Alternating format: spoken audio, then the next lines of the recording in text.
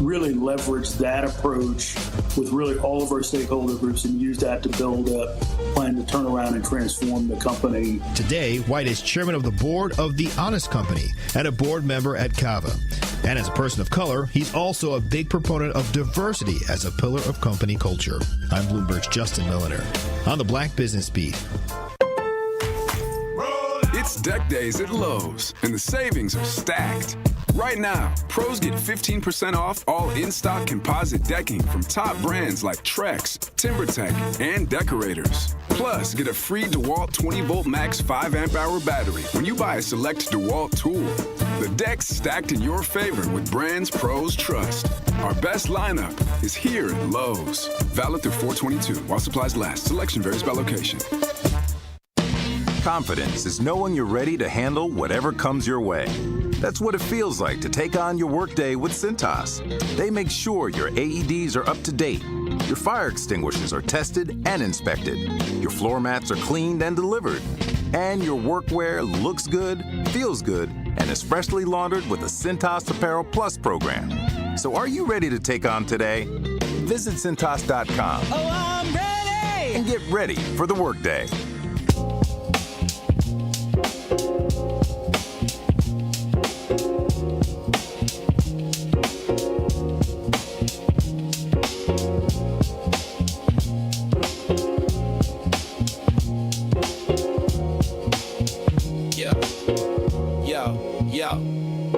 He steps to the mic with a boom, ping, ping.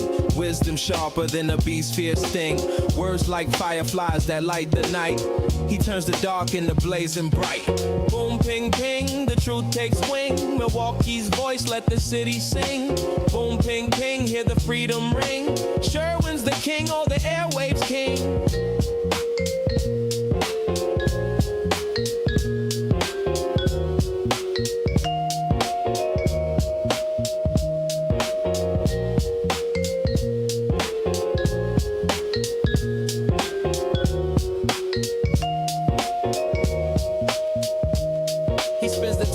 Shake the ground, unveils the truth where lies abound. Politics, justice, social streams. He molds the chaos into dreams. No silence here, just the sound of change.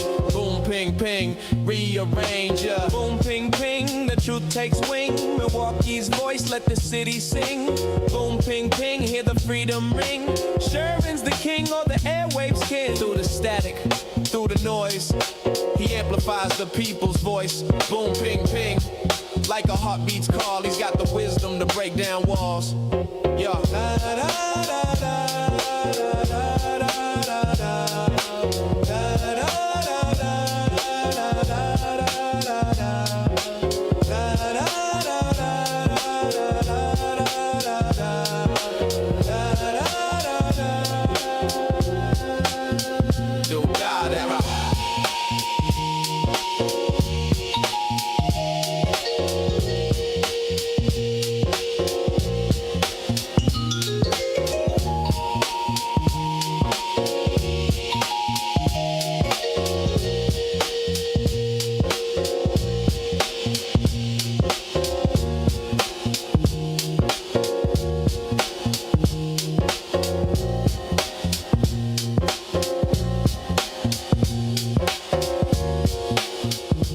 Morning. Welcome to the program. Today is Wednesday, April 8th, 2026. If you are now State Supreme Court Justice-elect Chris Taylor, you're waking up in very high spirits this morning as she cruised to a landslide victory.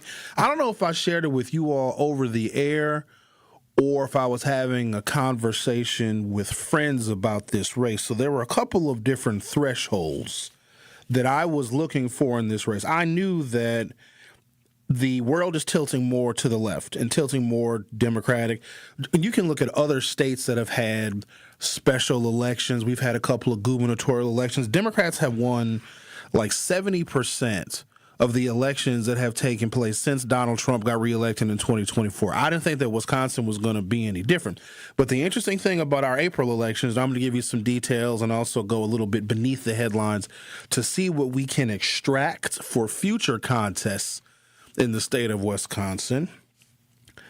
If you take the April demographic, so spring elections, now this is a bit of a unique year for a variety of reasons because Trump has threatened World War III. Of course, that gets a little more panic into the system. But April elections, whether it's a midterm election year or not, whether you have a very unpopular Democrat or a Republican in the White House, because that always guides a baseline of political thinking. If you got a really popular Democratic president or a really popular Republican president in office, and it's been a while since we've had one of those, the midterm elections in the spring can kind of give you some indicators. So in Wisconsin, our April elections are a couple of things that are very, very reliable. They are older. The voters are decidedly older in age, the average age of the voter. And it's also considerably whiter. Minorities, racial ethnic minorities vote in lower numbers in April elections. And a lot of that is because our April elections are technically nonpartisan. There is a deep and abiding connection and affection for communities of color, African Americans, Latinos, Hispanics, and Asians to vote for a political party. And so if there is no party identified, like with judges, like with city council members, turnout does tend to fall off. In an election cycle, we're talking about April elections in Wisconsin that tend to be older and whiter. So I was looking at a couple of thresholds. I knew Chris Taylor was going to win because the Democrats have been on an absolute tear when it comes to the Wisconsin State Supreme Court races. It's also a very interesting demographic makeup of the court. So we have 7 justices, 1 man. And if Brian Hagedorn decides that he wants to step down or pursue other things in the legal realm, we very well could be the only state in the country that has an all-female state Supreme Court. I just find that very, very interesting because it's a rare kind of thing. So a couple of thresholds were this. If Chris Taylor won by 55% or less, then that means there still is some strength to Republican or conservative candidates, regardless of what Donald Trump's approval ratings are. If it was 55% or less, if the race was within the margin of error of most polls, if Chris Taylor just eked out a victory by 51%, 52%, then you cannot, for all intents and purposes, count out a Republican victory, say, in the Wisconsin state legislature or for governor. The other threshold was 60% or more. If she exceeded 60%, then that's going to represent a more seismic shift. So with the 60.1% that she got, it might tick up a little bit as the smaller towns submit their canvass reports. You're going to start to see things like we did see last night, and this is a harbinger of what's to come in the future. Smaller towns that are typically conservative, where you usually have a moderate conservative and a more Trumpy conservative, or 2 moderate conservatives that are running for alderman, county supervisor, mayor of these towns. But in this particular political universe we find ourselves in places and spaces where it's typically 2 conservatives or 2 Republicans running for these, even though the seats are nonpartisan, come on, y'all. You know who the Democrat is and who the Republican is. You could just look at Maria Lazar by her bad hair dye and tell her she was a conservative. That's not nice to say. You're not supposed to say that kind of stuff, Xavier. You're not supposed to comment on the candidate's looks. But she's the truth, though, right? Yeah, it is. We got to get some of these Republican women. Get Melania's stylist. That's all you have to do. But anyways, so what you'll start to see is you'll have towns where there's very little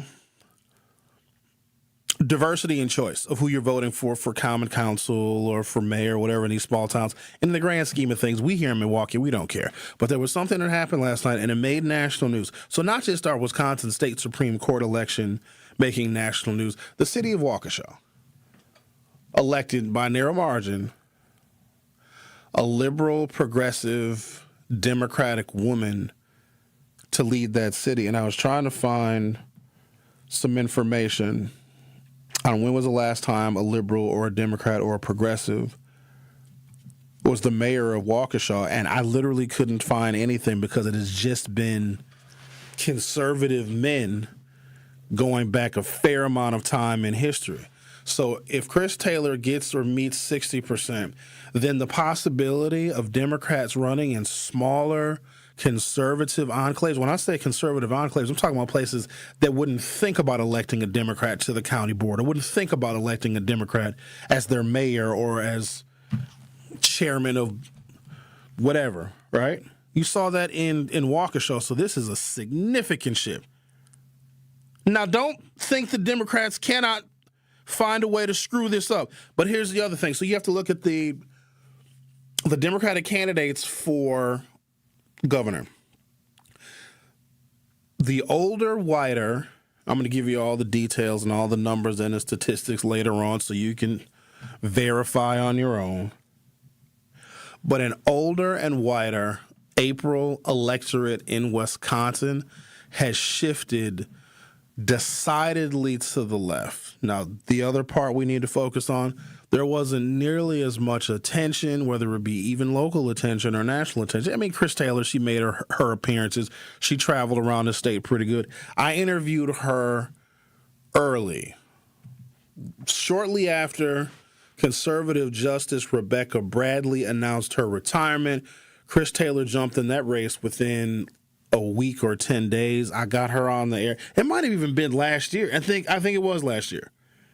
Had a conversation with, I wasn't going to talk to her a whole bunch because I knew that there were other fish that I wanted to fry politically with this program. And we had a bunch of other social stuff going on in Milwaukee that I wanted to focus on. But I just knew that she was going to be successful just because of how things were trending even going back to last year. But when you have her winning by 60%, got to keep in mind, Wisconsin is a red state, y'all.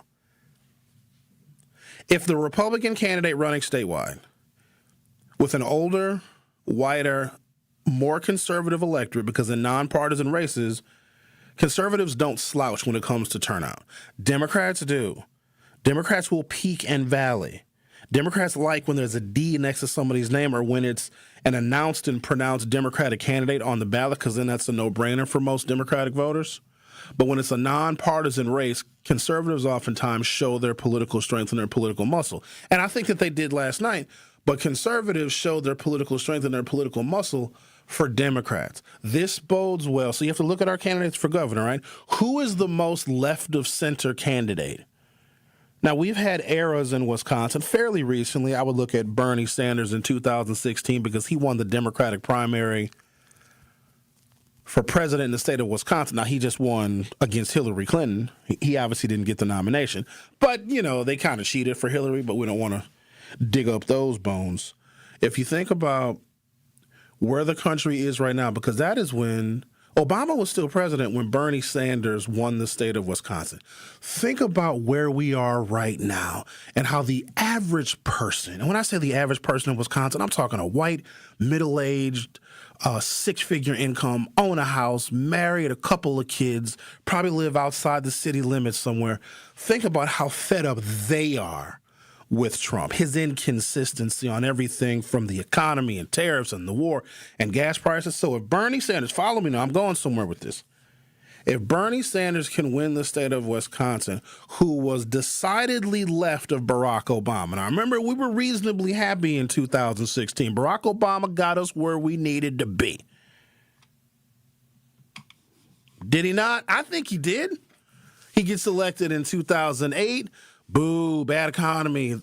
Then good economy. Then great economy. And then by the time we arrived at 2016, we were on I thought we were on steady footing. But the fact that Wisconsin voters chose Bernie Sanders, they went even further left than Barack Obama did. And maybe it was the campaign platform that Bernie had at the time. A lot of it was probably healthcare focused because we did have the Affordable Care Act, which was still getting beat up and bludgeoned by the Republicans. And Bernie was talking that Medicare for all. And there were a lot of people that had a sore spot that Barack Obama didn't go further with healthcare. So Bernie comes in, Bernie wins the state of Wisconsin. Think about how much further left people have gone in the state of Wisconsin since then because they are incredibly fed up with Donald Trump. It is a reason why somebody I'm getting a lot of heat Because of that conversation I had with Francesca Hong. I don't understand why. I do. What do you mean? You had a good conversation. You didn't hold any punches back. She gave great answers. Oh, no, I don't mind the heat. I've faced worse heat. I think those are people that are mad because they can't hold up to what she said. You know what I mean? And the clip of she and I talking, it's a short little clip on Instagram. It's going insane. Oh, yeah. You like that? It's going nuts. Oh, you did that. Shout out to Xavier. Thank you for doing that. So I had said, and a lot of you all remember me saying this, I wasn't going to interview any of the gubernatorial candidates. I wasn't impressed by them. They weren't differentiating themselves from one another. They were just all agreeing. Because when the field is crowded, that helps the Republican. Because Tom Tiffany is not going to have another Republican beating up on him. He doesn't have a primary. Here's another thing that I'm worried about. So, yeah, we got some good results, and I'm going to give you the national story. The Waukesha mayor's race made the New York Times, because even the people in New York, remember, the New York Times is Donald Trump's hometown paper. They're like, yo, look what happened in Wisconsin. They elected a liberal lady in Waukesha. Which shocked the hell out of a lot of us. Yikes. But I said I wasn't going to interview any of the Democratic candidates because they're lollygagging. They're all trying to play nice with each other. A concern, though, is that because the Republicans, we go vote again in August. That's the next election. Next election is not November. You have more work to do now. We got a primary in August. And there might be some congressional primaries, not many. But the big one we're going to be focused on is the gubernatorial primary. Because the Republicans already have their candidate, Tom Tiffany advances to November. But we have a statewide election in August. So smart money and or smart Republicans, which are not universally the same thing, Republicans, because we have an open state, right? In a primary, you don't have to be registered with a political party to cast your ballot. And I'm glad we don't do that because it would just be stupid, and Wisconsinites would probably find a way to mess that up. But if you think that Tom Tiffany can beat Mandela Barnes, and polls have shown that Tom Tiffany would beat Mandela Barnes, and you're a Republican and you want Tom Tiffany to be the next Republican governor of the state of Wisconsin, Republican voters are going to vote for Mandela Barnes in the Democratic primary. They don't need to vote for Tom. Tom Tiffany's not even going to appear on the ballot in August. He's not on there. He advances, or maybe he appears with no opponent. I'm not sure how it would work, but he has no opponent.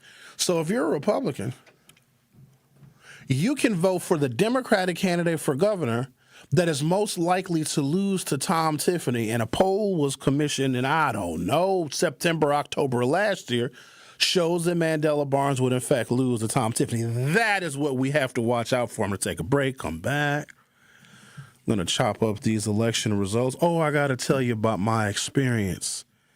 Because when I tried to vote yesterday morning before work, I got turned away like it was the Jim Crow South.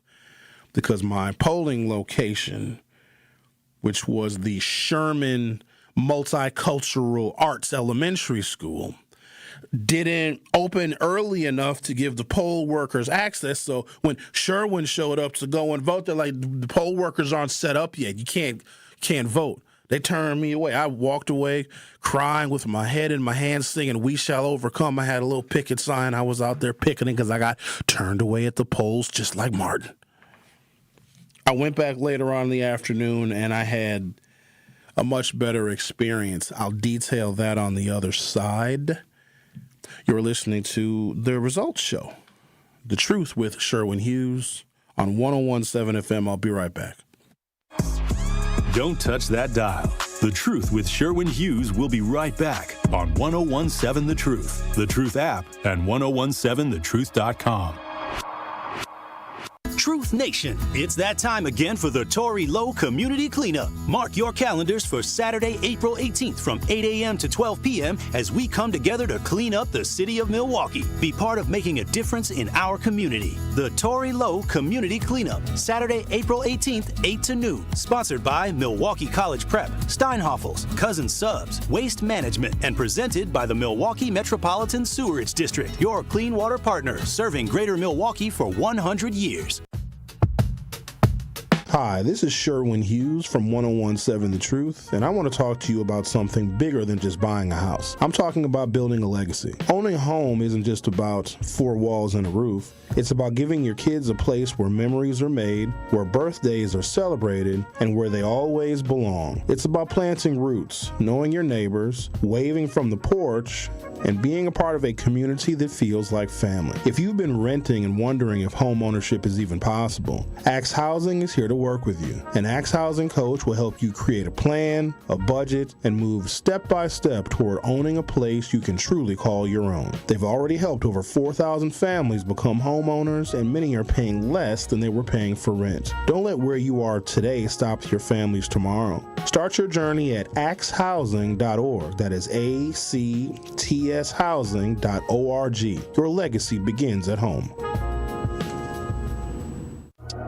The Truth with Sherwin Hughes returns after this on 1017 The Truth, The Truth app, and 1017thetruth.com.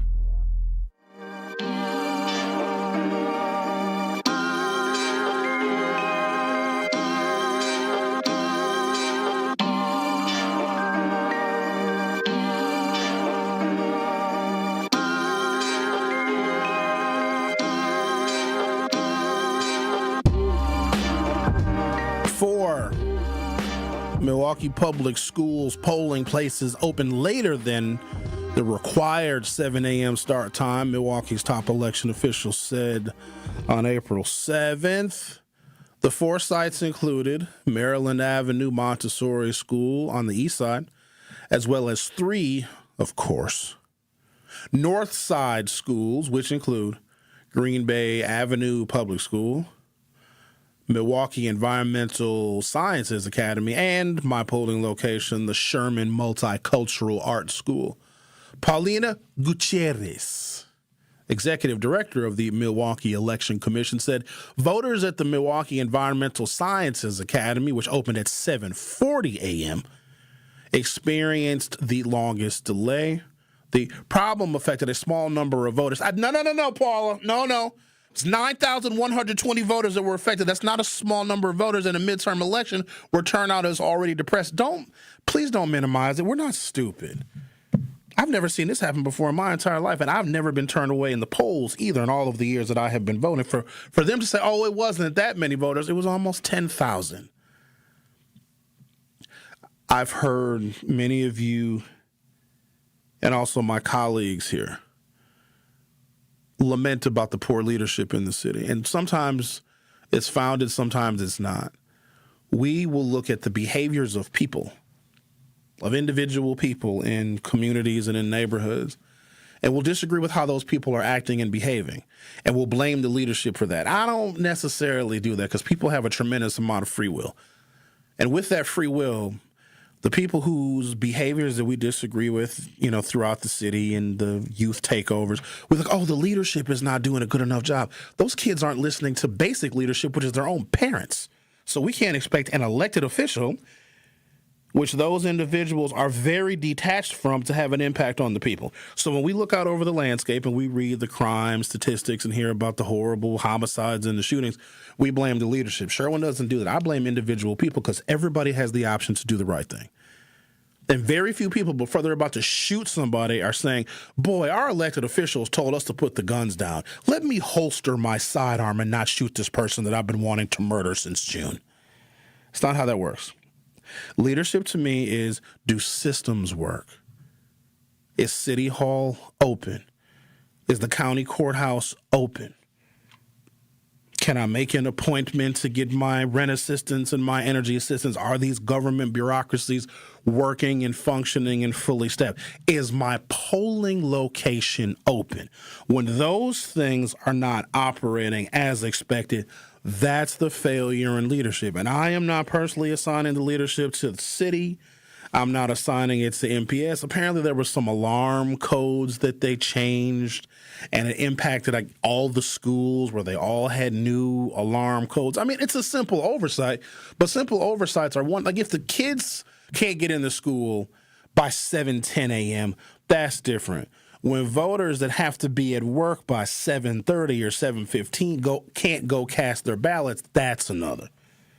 That, to me, is a failure of leadership. And what I would caution our election commissioner from doing again is trying to minimize the problem, because if 4 locations didn't open on time, and I'm going to keep hammering on this because this could decide an election if we have this kind of malfeasance happen again in another election, especially the 2 big boy elections that we got coming up yet this year, August and then November.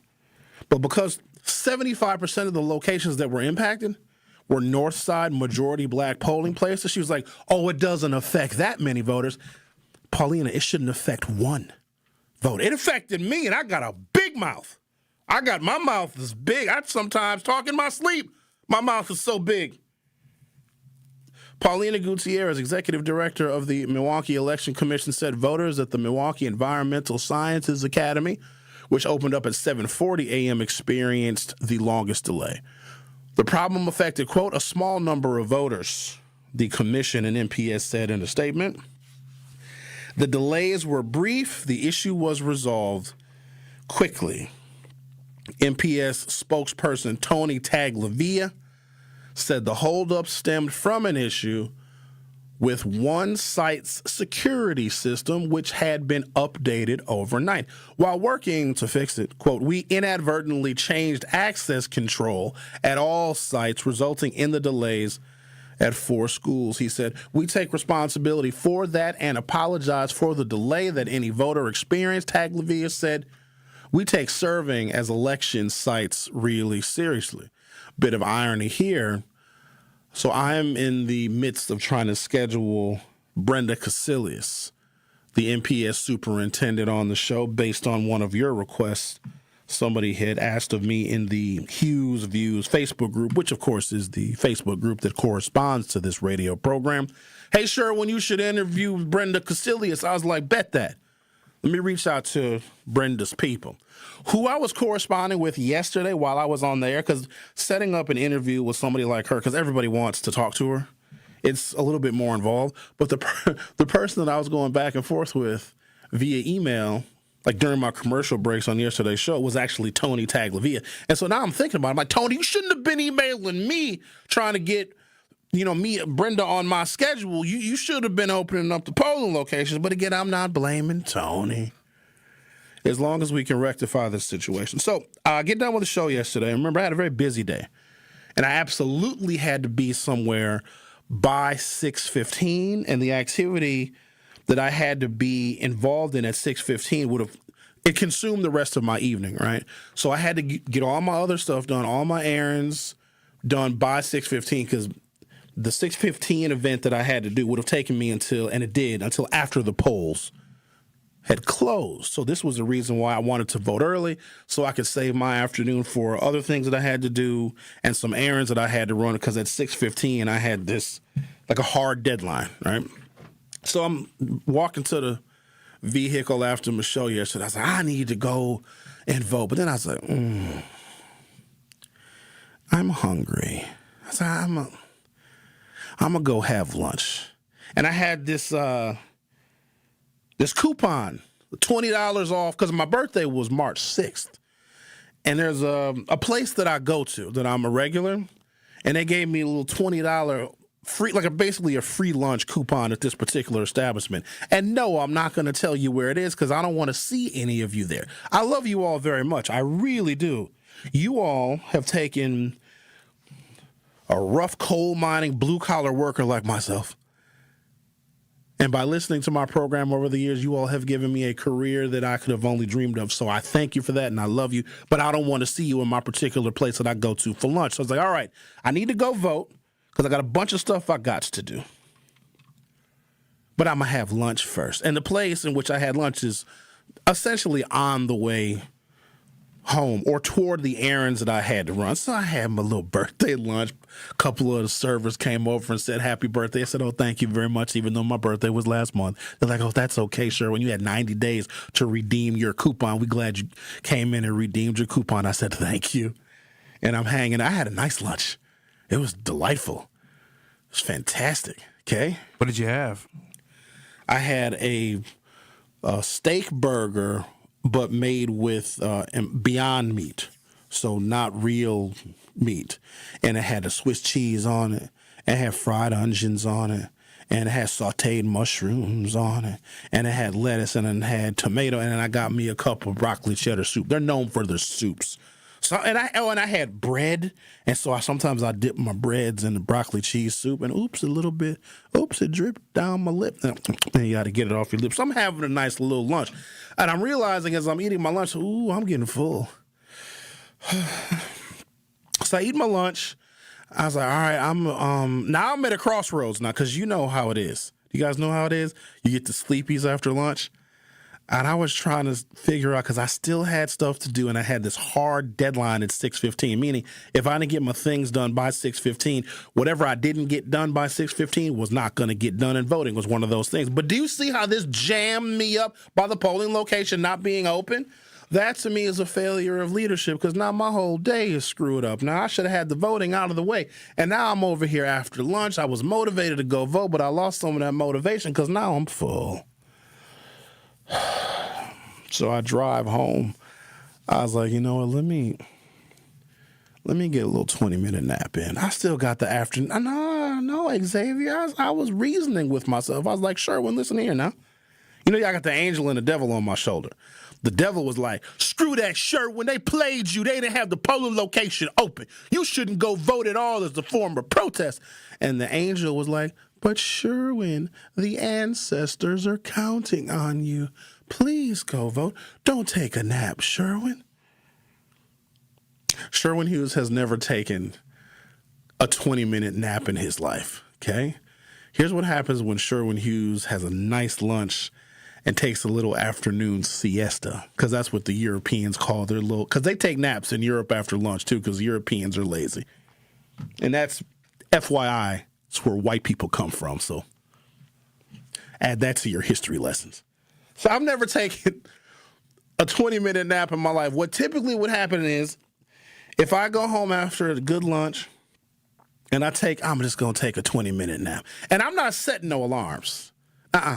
Sleep is one of those things that you don't interrupt. I'll let my body naturally wake itself up, because my body is going to tell me exactly how much rest it needs. And who am I to argue with my body? Here's what typically happens if Sherwin says, I'm just going to lay down just for a little bit. You ever take a nap in the afternoon and you sleep so long and so good you think it's the next morning? I've panicked. I can't tell you. Listen, I have taken naps. I totally forgot what day it was. I come home, I take a nap, I wake up, and the sun looks eerily the same if I lay down for a nap in the afternoon versus what the sun looks like in my room when I wake up in the morning. We're in that time of year, that season, to where 6 a.m. and 6 p.m. sun-wise look identical. Oh, I have been, gotten dressed and have been out the door, had my laptop bag and everything, until I realized, N-word, it's 6 o'clock p.m. You already worked today. Because I can get up and get ready because I got a routine where I don't check a clock. I don't get up and let me check my timepiece. No, I get up with the circadian rhythms, and I was like, oh, snap, it's morning time. I need to go to work. What am I going to talk about on the radio today? And then I happen to turn the TV on while I'm getting ready. I see the 6 o'clock nightly news. I'm like, damn, did I sleep for 24 hours? I opted not to take a nap. I went and I voted. And I wish they had a higher standard. Maybe it's African-American men. I walked into my polling place, and it's not crowded. There's more poll workers there. So at Sherman Elementary, it's 4 wards, 92, 93, 323, and then my ward 159. And so there are clearly more poll workers there than voters. There was only one person voting. You know those little cubicles, a little plastic, rickety, little raggedy cubicle that you take your ballot to vote in? There was only one person voting. So I walk in, you're just bombarded with people. Are you registered? Do you need to register? Go over here and register. Do you know what your ward number is? I was like, everybody relax. Yes, 159. The collective gasp, it actually upset me because they were shocked that I knew my ward number. I'm like, why is your standard so low?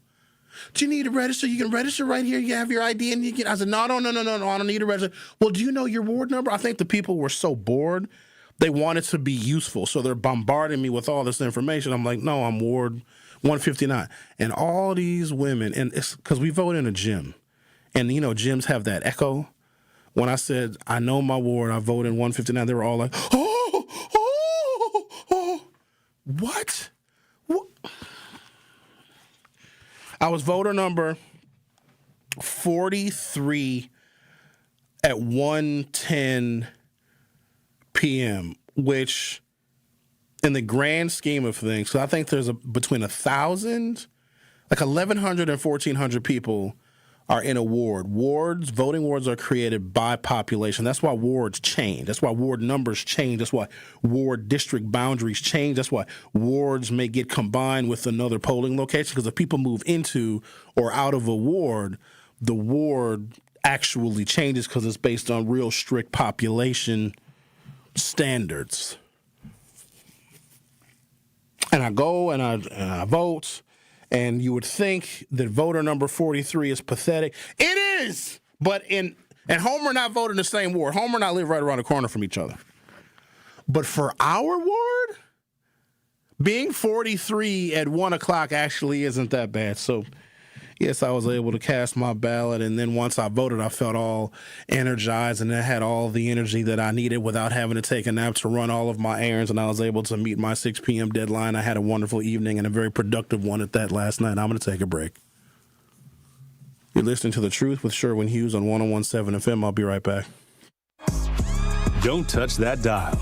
The Truth with Sherwin Hughes will be right back on 101.7 The Truth, The Truth app, and 101.7thetruth.com.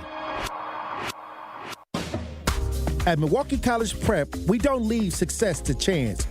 We're designed for it. With strong support, high expectations, and a team committed to excellence, our educators turn belief into outcomes every day. If you believe every child deserves an excellent education, join Milwaukee College Prep. Apply today. Visit mkeprep.com/jobs. I'm Sherwin Hughes, and I know the power of Stars and Stripes Honor Flight firsthand. As someone who's been on an honor flight, I can tell you it's a day you'll never forget. Stars and Stripes Honor Flight gives our oldest veterans who served in any location in June of 1975 or earlier a free one-day trip to Washington, D.C. for veterans. Airfare, meals, a coach bus tour, and special flight apparel are all included. It's a day of honor, gratitude, and camaraderie. Veterans who served in the Vietnam or Korean War go to flySSHF.org and ask for an application. Tap into the best power hour in radio in Milwaukee. So altogether, you're looking at $1,780 for your mortgage and for your property taxes in a year. And that's before you have to deal with, obviously, your water bill and electric bill. That's a steep price that people have to pay. And based off those numbers I just ran, to afford a home like that, you got to make $65,000 a year. But the problem is, here in Milwaukee, the median household income is only $54,234. That's out of whack. So again, I am all about affordability. I'm all about people getting homes. But what we have to understand is that until homes are more affordable, you can have a supply and demand problem. But the problem that we have here in the city of Milwaukee is that these prices, when people are listing these houses, they're listing them for prices that people really can't afford. And even if you do get the house and you're paying that, you're living paycheck to paycheck. Home ownership is not about living paycheck to paycheck. Home ownership is about finding something that fits within your budget and building equity for the future. Catch Truth to Power with Kyle Wallace every weekday from noon to 1 p.m. on 101.7 The Truth and The Truth app. Real talent is defined by what people can do, not where they learn to do it. So by stopping at the education section of a resume, you might throw away the perfect hire. You might miss someone who has valuable skills to offer to help your business thrive right now and in the future. Because the truth is this: Skills First Hiring helps you see talent others miss, like more than 70 million stars, skilled through alternative routes. When you let their story unfold, you gain a competitive advantage, because hiring managers who start with skills are 60% more likely to find a successful hire. See the real person, complete. See what others miss. Hire skills first. Learn why it's a competitive advantage at tearthepaperceiling.org. Brought to you by Opportunity at Work and the Ad Council. The Truth with Sherwin Hughes returns after this on 1017 The Truth, The Truth app, and 1017thetruth.com.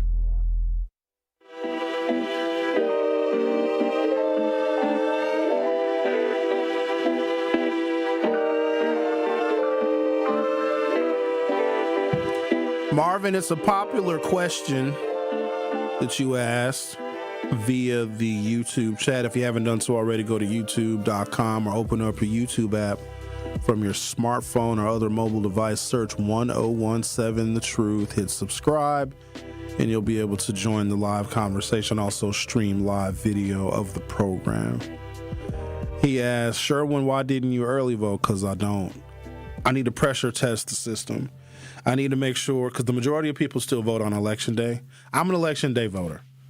Some of us just prefer to vote on Election Day. Yes, I have voted early before. I voted early or absentee or whatever you call it, where you go to a polling site or one of the scattered sites during the pandemic. However many elections we had in 2020, which was quite a few. We might have had a February primary in 2020. I'm not sure. Maybe we did, depending upon where you live. We certainly had an April general. That is when we elected Milwaukee County Executive David Crowley.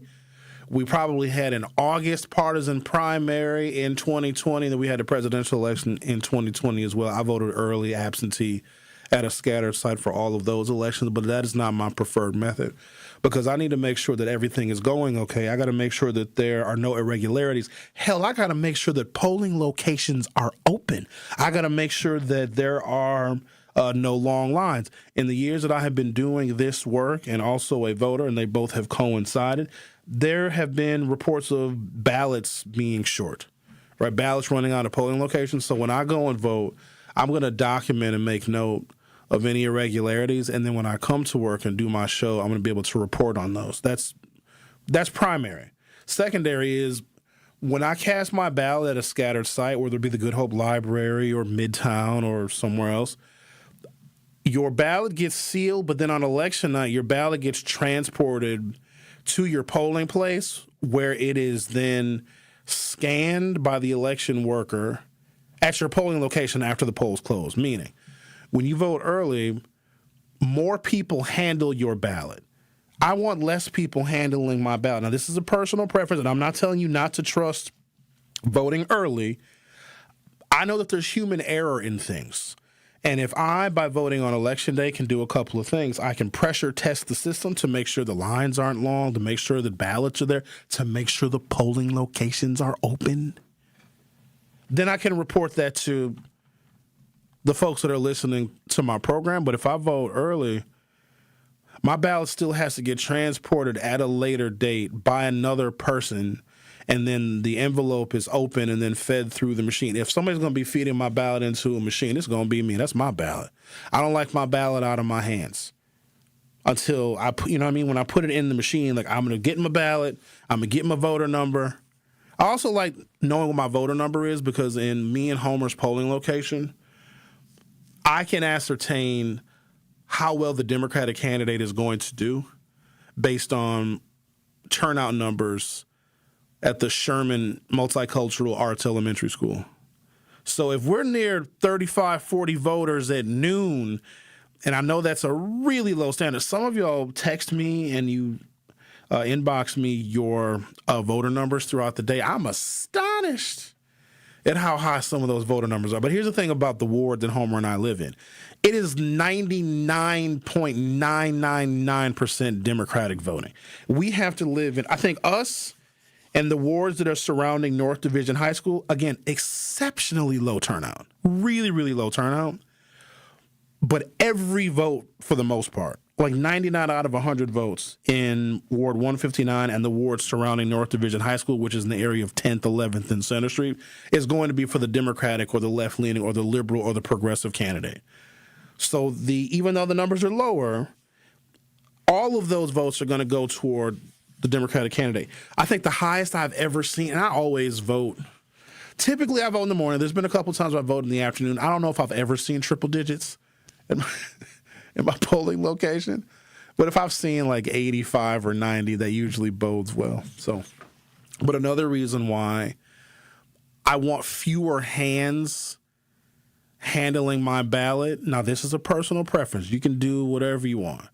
Is because there is an anti-mail-in ballot, anti-vote by mail, anti-absentee voting sentiment coming down from the federal government. Now, the SAVE Act, which I've talked about before, I probably should talk about it again, which will change how we vote. Like, everyone will first have to prove that you are an American citizen. So if you're registered to vote right now, but your state, like Wisconsin, doesn't require you to prove your citizenship, the SAVE Act would unregister all of us.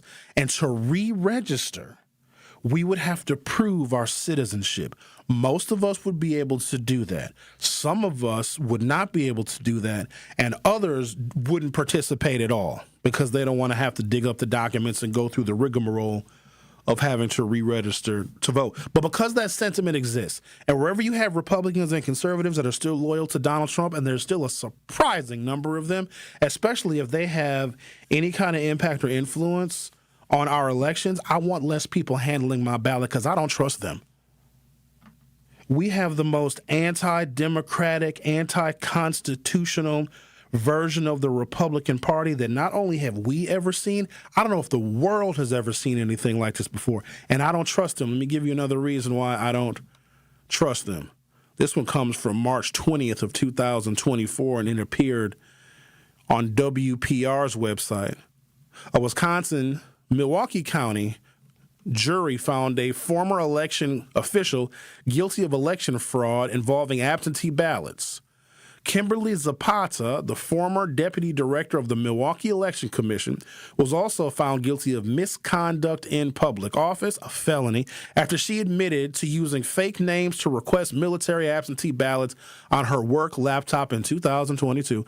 Zapata then sent those ballots to the home of Republican State Rep Janelle Brantgen, who was promoting false theories about election fraud. So you had a Republican election commissioner in Milwaukee committing voter fraud and getting a felony. You want to talk about a stupid felony? That's the dumbest one you can get because you're going to get caught. Let me tell you why.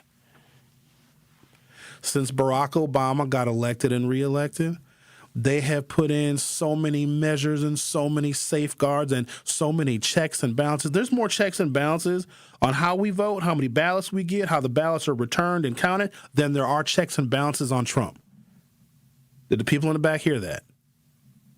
There is more attention, legal, judicial, legislative, and ordinance attention on ballots in America right now than there are checks on the President of the United States, in which we have two full branches of government that are designed to check the president. You cannot get away with cheating when it comes to an election. Who would even want to try? And because the Republicans think that when Democrats win, it's fraud and it's cheating, I don't trust them. So I want as few people handling my ballot as possible. Also got to be mindful of this. By me talking about this, some of you now are going to turn, not all of you, but some of you are going to turn into Election Day voters. I'm cautioning you on that because if you're an early voter, continue to vote early. Sherwin is just giving you the reason why he likes to vote on Election Day because I don't want somebody I don't know putting my ballot in a knapsack and driving it to my polling location. I don't know you. Who are you? You might be a reckless driver or something. You got my ballot, and you might want to stop at McDonald's and get you a Big Arch. I tried the Big Arch. It's not bad. Tastes like a Big Mac. It's good. Tastes like a Big Mac? Yes. It's meaty. Very. Pause. But it's thick. Pause. I'm going to actually take a pause. The Truth with Sherwin Hughes on 101.7 FM. We'll be right back. Don't touch that dial. The Truth with Sherwin Hughes will be right back on 1017 The Truth, The Truth app, and 1017thetruth.com. Join us for the Tory Low Community Cleanup on April 18th from 8 a.m. to noon. A chance to come together, give back, and make our neighborhoods shine. Presented by the Milwaukee Metropolitan Sewerage District. This event is all about community pride and keeping Milwaukee clean. And while you're out, take advantage of the mobile drop-off, open from 8 a.m. to 2 p.m. at MLK Elementary School, 3275 North 3rd Street. Perfect for safely getting rid of unwanted items. Hi, this is Sherwin Hughes from 1017 The Truth, and I want to talk to you about something bigger than just buying a house. I'm talking about building a legacy. Owning a home isn't just about four walls and a roof. It's about giving your kids a place where memories are made, where birthdays are celebrated, and where they always belong. It's about planting roots, knowing your neighbors, waving from the porch, and being a part of a community that feels like family. If you've been renting and wondering if home ownership is even possible, Axe Housing is here to work with you. An Axe Housing coach will help you create a plan, a budget, and move step by step toward owning a place you can truly call your own. They've already helped over 4,000 families become homeowners, and many are paying less than they were paying for rent. Don't let where you are today stop your families tomorrow. Start your journey at axehousing.org. That is ACTShousing.org. Your legacy begins at home.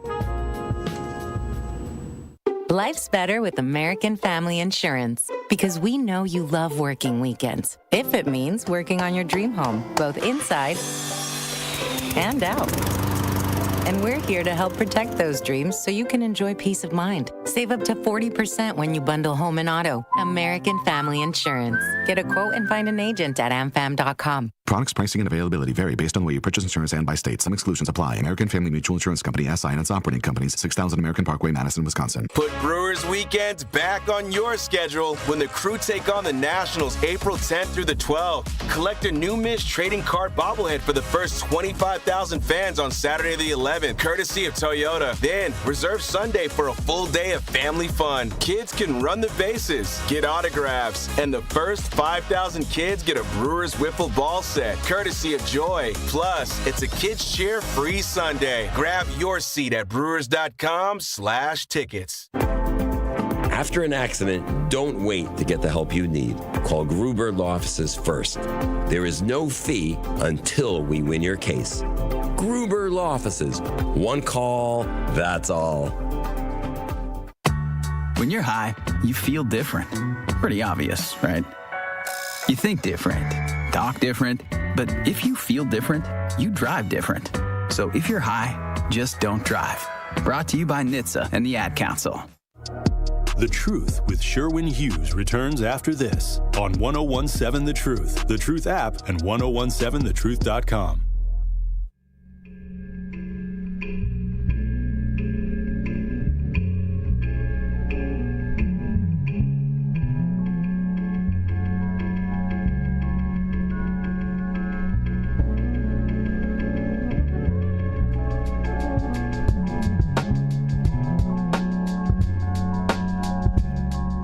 Basic demographic information is what we are asking on today's YouTube poll. I'm just trying to get a feel for how old some of you are, and I have an idea. The age group of people that listen to talk radio in general, but I'm just curious. I need to know who I'm talking to so I can make my topics timely and relevant. I see a couple percentages of people say that they're under 18. I don't believe it. Under 18, 2%. Why ain't your little asses in school? What you doing listening to me? This grown folks talk radio. 6% between the ages of 18 and 29. I love that so very much. 21% are between the ages of 30 and 45. And, of course, the lion's share, seasoned folk.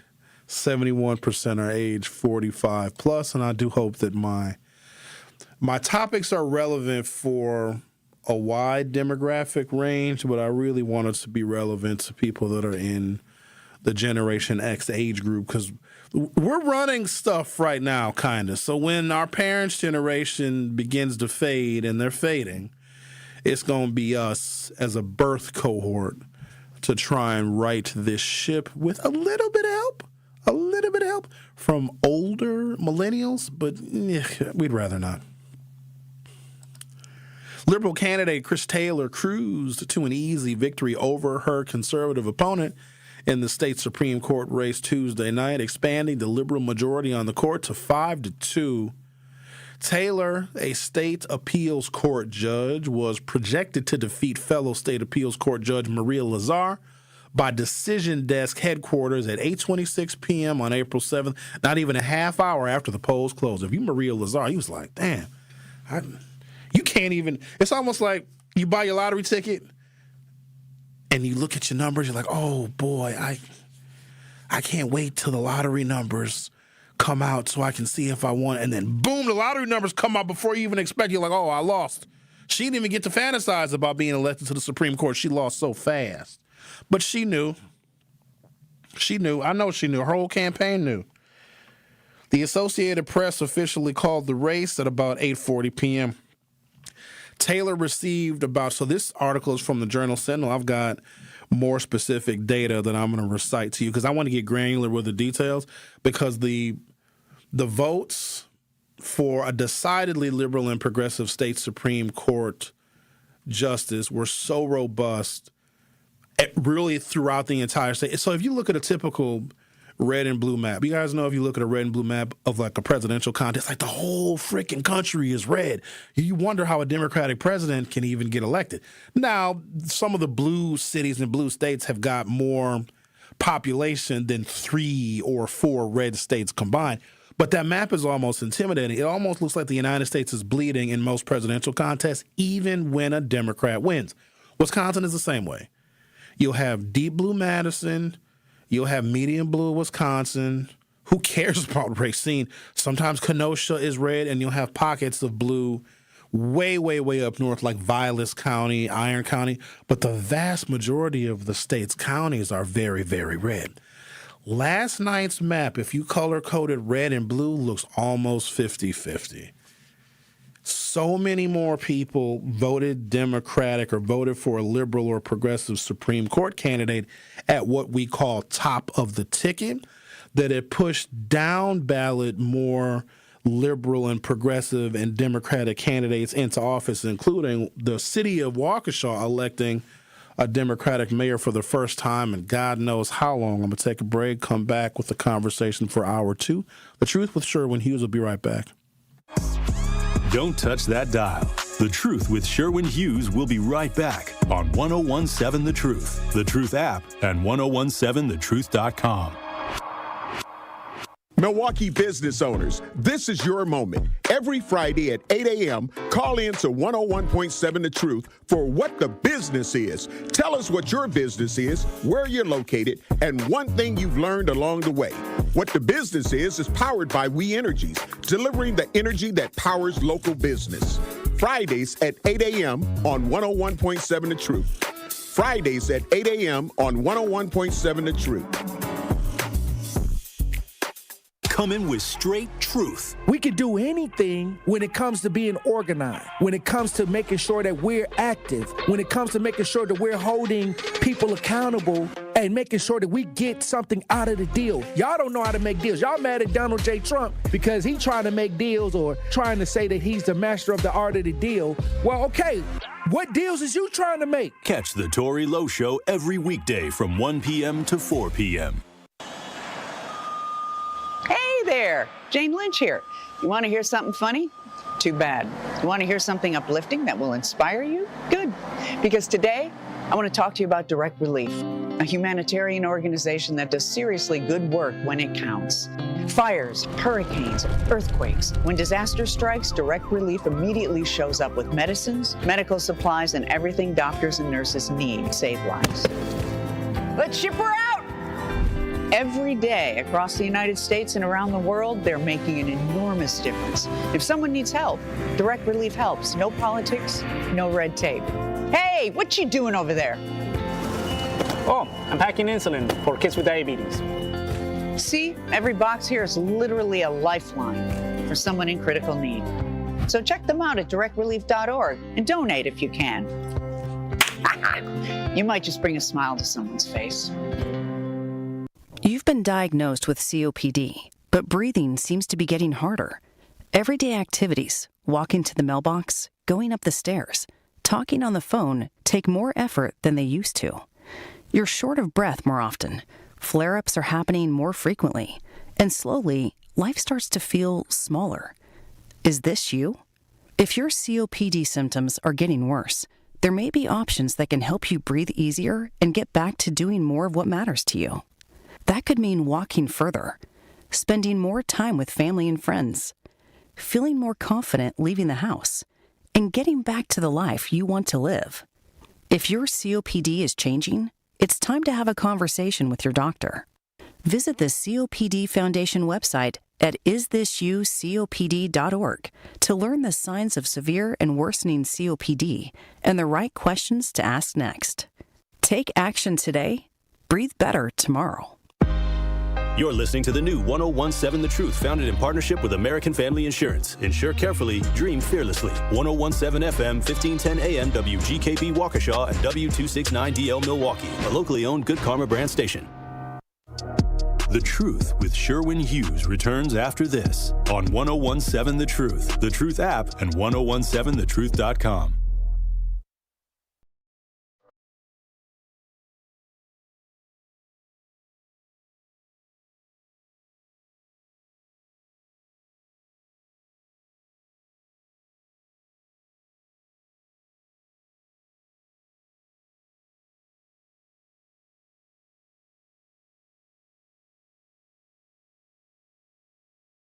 Welcome to Hour 2 of The Truth with Sherwin Hughes. Exactly a year ago, we had another Wisconsin State Supreme Court race. That was between Justice Susan Crawford and the conservative contestant, I'm going to call him Brad Zimmel. Susan Crawford got 1,301,137 votes. Brad Zimmel got 1,062,330 votes. In last night's contest, the vote totals were decidedly lower, but the profile was lower too. Elon Musk was here. Remember him? He was giving out $1 million checks and put millions of dollars into the Wisconsin State Supreme Court race, and the candidate that Elon Musk funded lost. And then after that, I'm assuming they figured that it was throwing good money after bad because Donald Trump is making it next to impossible for Republicans or conservatives to get elected and reelected. And we've seen that. The writing has been on the wall. Go look it up on your own. Since Trump has gotten reelected president, he's the 47th president of the United States. He was also the 45th. 70+% of special elections and interim elections and gubernatorial elections have gone to the Democrats, just based on not just Donald Trump's reputation, but his poor execution of economic policies and just a whole bunch of other stuff, like the Epstein files and whatever and what have you. So the vote totals in last night's contest were lower, and also a lot less money was spent. Money will undoubtedly boost turnout.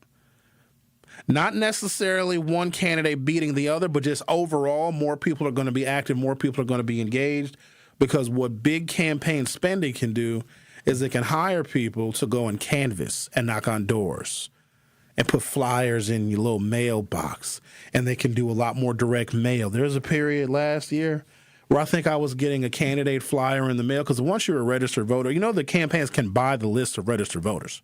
Now, they don't know who you voted for, but they know that you voted in 5 or 6 of the last 10 elections. You can actually purchase these lists, and depending upon where somebody lives.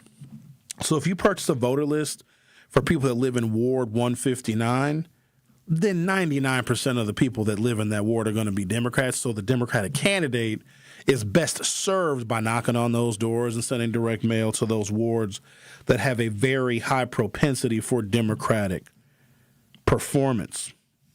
Money will elevate the status of a race. Sometimes it gets national attention, like our Supreme Court race did 1 year ago, where Brad Zimmel lost to Susan Crawford, but ultimately Susan Crawford won that election. But I think Elon Musk was still trying to cater favor with Donald Trump, because Elon Musk wanted something that he ultimately did not get. He wanted an extension of the electric vehicle tax credit. Under the Biden administration, it might have even started before that, if you purchase an electric vehicle, in fact, I know it started before that. I think it started under Obama. If you purchase an electric vehicle, you got $7,500 either back in federal taxes or reduced your taxable income by as much as $7,500 because you purchased that electric vehicle, which encouraged a lot of people to at least consider buying an electric vehicle. If you bought a new electric vehicle, in some states you could get the tax credit for used vehicles. And Elon Musk saw that as beneficial to him and his company, Tesla, one of his many companies, because whatever he was charging for his Model X, his Model Y, his Model S, the Model S Plaid, and the Model 3 would be $7,500 less because someone that bought one of those electric vehicles could get that tax credit. Donald Trump took the tax credit away, and electric vehicle sales, I don't want to say they plummeted. I think they're going to rise again, especially as oil continues to peak up, but it really, really hit Tesla very, very hard. So that being said, if Donald Trump needed more Republican-leaning candidates to serve on courts, because where did Donald Trump sue when he did all these accusations of voter fraud against Joe Biden? He sued in a lot of state courts. And in places where there were, now Trump pretty much lost every suit, but in states where there were conservative justices on state Supreme Courts, Trump at least had a fighting chance. And so Elon Musk a year ago was going to help Brad Zimmel get elected by increasing the amount of spend on behalf of Brad Zimmel's campaign, but Wisconsin voters aren't stupid, and Susan Crawford was elected. The primary statewide race was the nonpartisan election for justice of the Supreme Court. Chris Taylor, liberal-backed, defeated Maria S. Lazar, conservative-backed, by a margin of approximately 20 percentage points with more than 99% of the votes counted. Chris Taylor got 904,203 votes, or 60.15%. Maria S. Lazar got 98,997 votes. She didn't even break 40%. She got 39.85%. And if we go back to the state Supreme Court race last year, Susan Crawford got 1,301,137 votes. Brad Zimmel got 1,062,330. So the winning candidate last year gets 1.3 million votes. The winning candidate this year did not even get 1 million. Chris Taylor got 903,000, which was certainly enough to best Maria Lazar in that contest. Total ballots cast in the race exceeded 1.5 million. Decision Desk HQ, NBC News, and other outlets projected Taylor's victory shortly after the polls closed at 8 p.m. Central Time on April 7. This outcome expands the liberal majority in the Wisconsin Supreme Court to 5-2. Taylor is scheduled to join the court on August 1st, 2026, replacing conservative Justice Rebecca Bradley, who did not seek re-election. Other statewide or multi-county races, such as those for Wisconsin Court of Appeals, Districts 1 and 2, were also decided, but attracted less attention than the Supreme Court race. Wait, hold on. Wait. Did I not vote in those? Hold on now. The Wisconsin Court of Appeals, District 1 and District 2, were those, maybe they weren't contested. Because I voted for State Supreme Court, and if it's a judge where there's no opponent, I don't know you. If you don't have an opponent, you're already going to win. I'm not giving you my precious vote. My vote is like, how do I explain it? It's so precious. You know what a vote is like? Men, you'll be able to relate to this. I shouldn't. It's like your seed. You don't want to put it everywhere. You got it. Hold on, listen. You got to earn it. Some men definitely put it everywhere. I know. They do. They'll put their seed all over the place. Just spread it everywhere. It's not a good example. Ladies, your vote is like your little eggs. You only got a certain amount. You only have. Did you know that ladies are born with all the eggs they're ever going to have? Yes, I do. Yeah, they're born with 400 or something like that. Some of them, you got to think about this for a second, ladies. A little side note. Let's break up this monotony of all this political stuff. Of your 400 eggs, some of them are like going to be killers. Like not all of them, but if a couple of them get fertilized, a few of your eggs are going to prison. You got to hope, and you don't know because it's like a God lottery. You don't know which one of your eggs. But also, fellas, our seeds, most of our seeds are felonious. I think if you could magnify, like get in real close to a man's seed cell, some of them are wearing sunglasses, do-rags, they're smoking blunts while they're swimming. You know, some of them are thugs. Some of the men's seeds they shouldn't be fertilizing anything. And so when you get one of the male seeds, like a little Tupac seed, and then it happens to fertilize an equally as felonious egg, that's how you get killers. Maybe in the future, and maybe with the help of AI, we can determine which eggs are just going to turn out to be literally bad eggs because they're going to turn into people. They're just nothing. You can't do anything with them. They're always going to be in trouble with the law. Statewide turnout was significantly lower than the 2025 Supreme Court election, which drew record participation due to high stakes and ideological contests.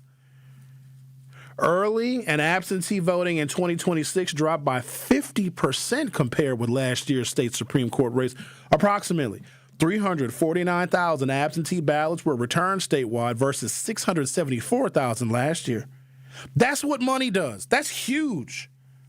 I don't know who did the bigger absentee push last year. Was it Brad Zimmel or his opponent, Susan Crawford? But that's a sizable difference. 349,000 absentee ballots were returned in last year's state Supreme Court race.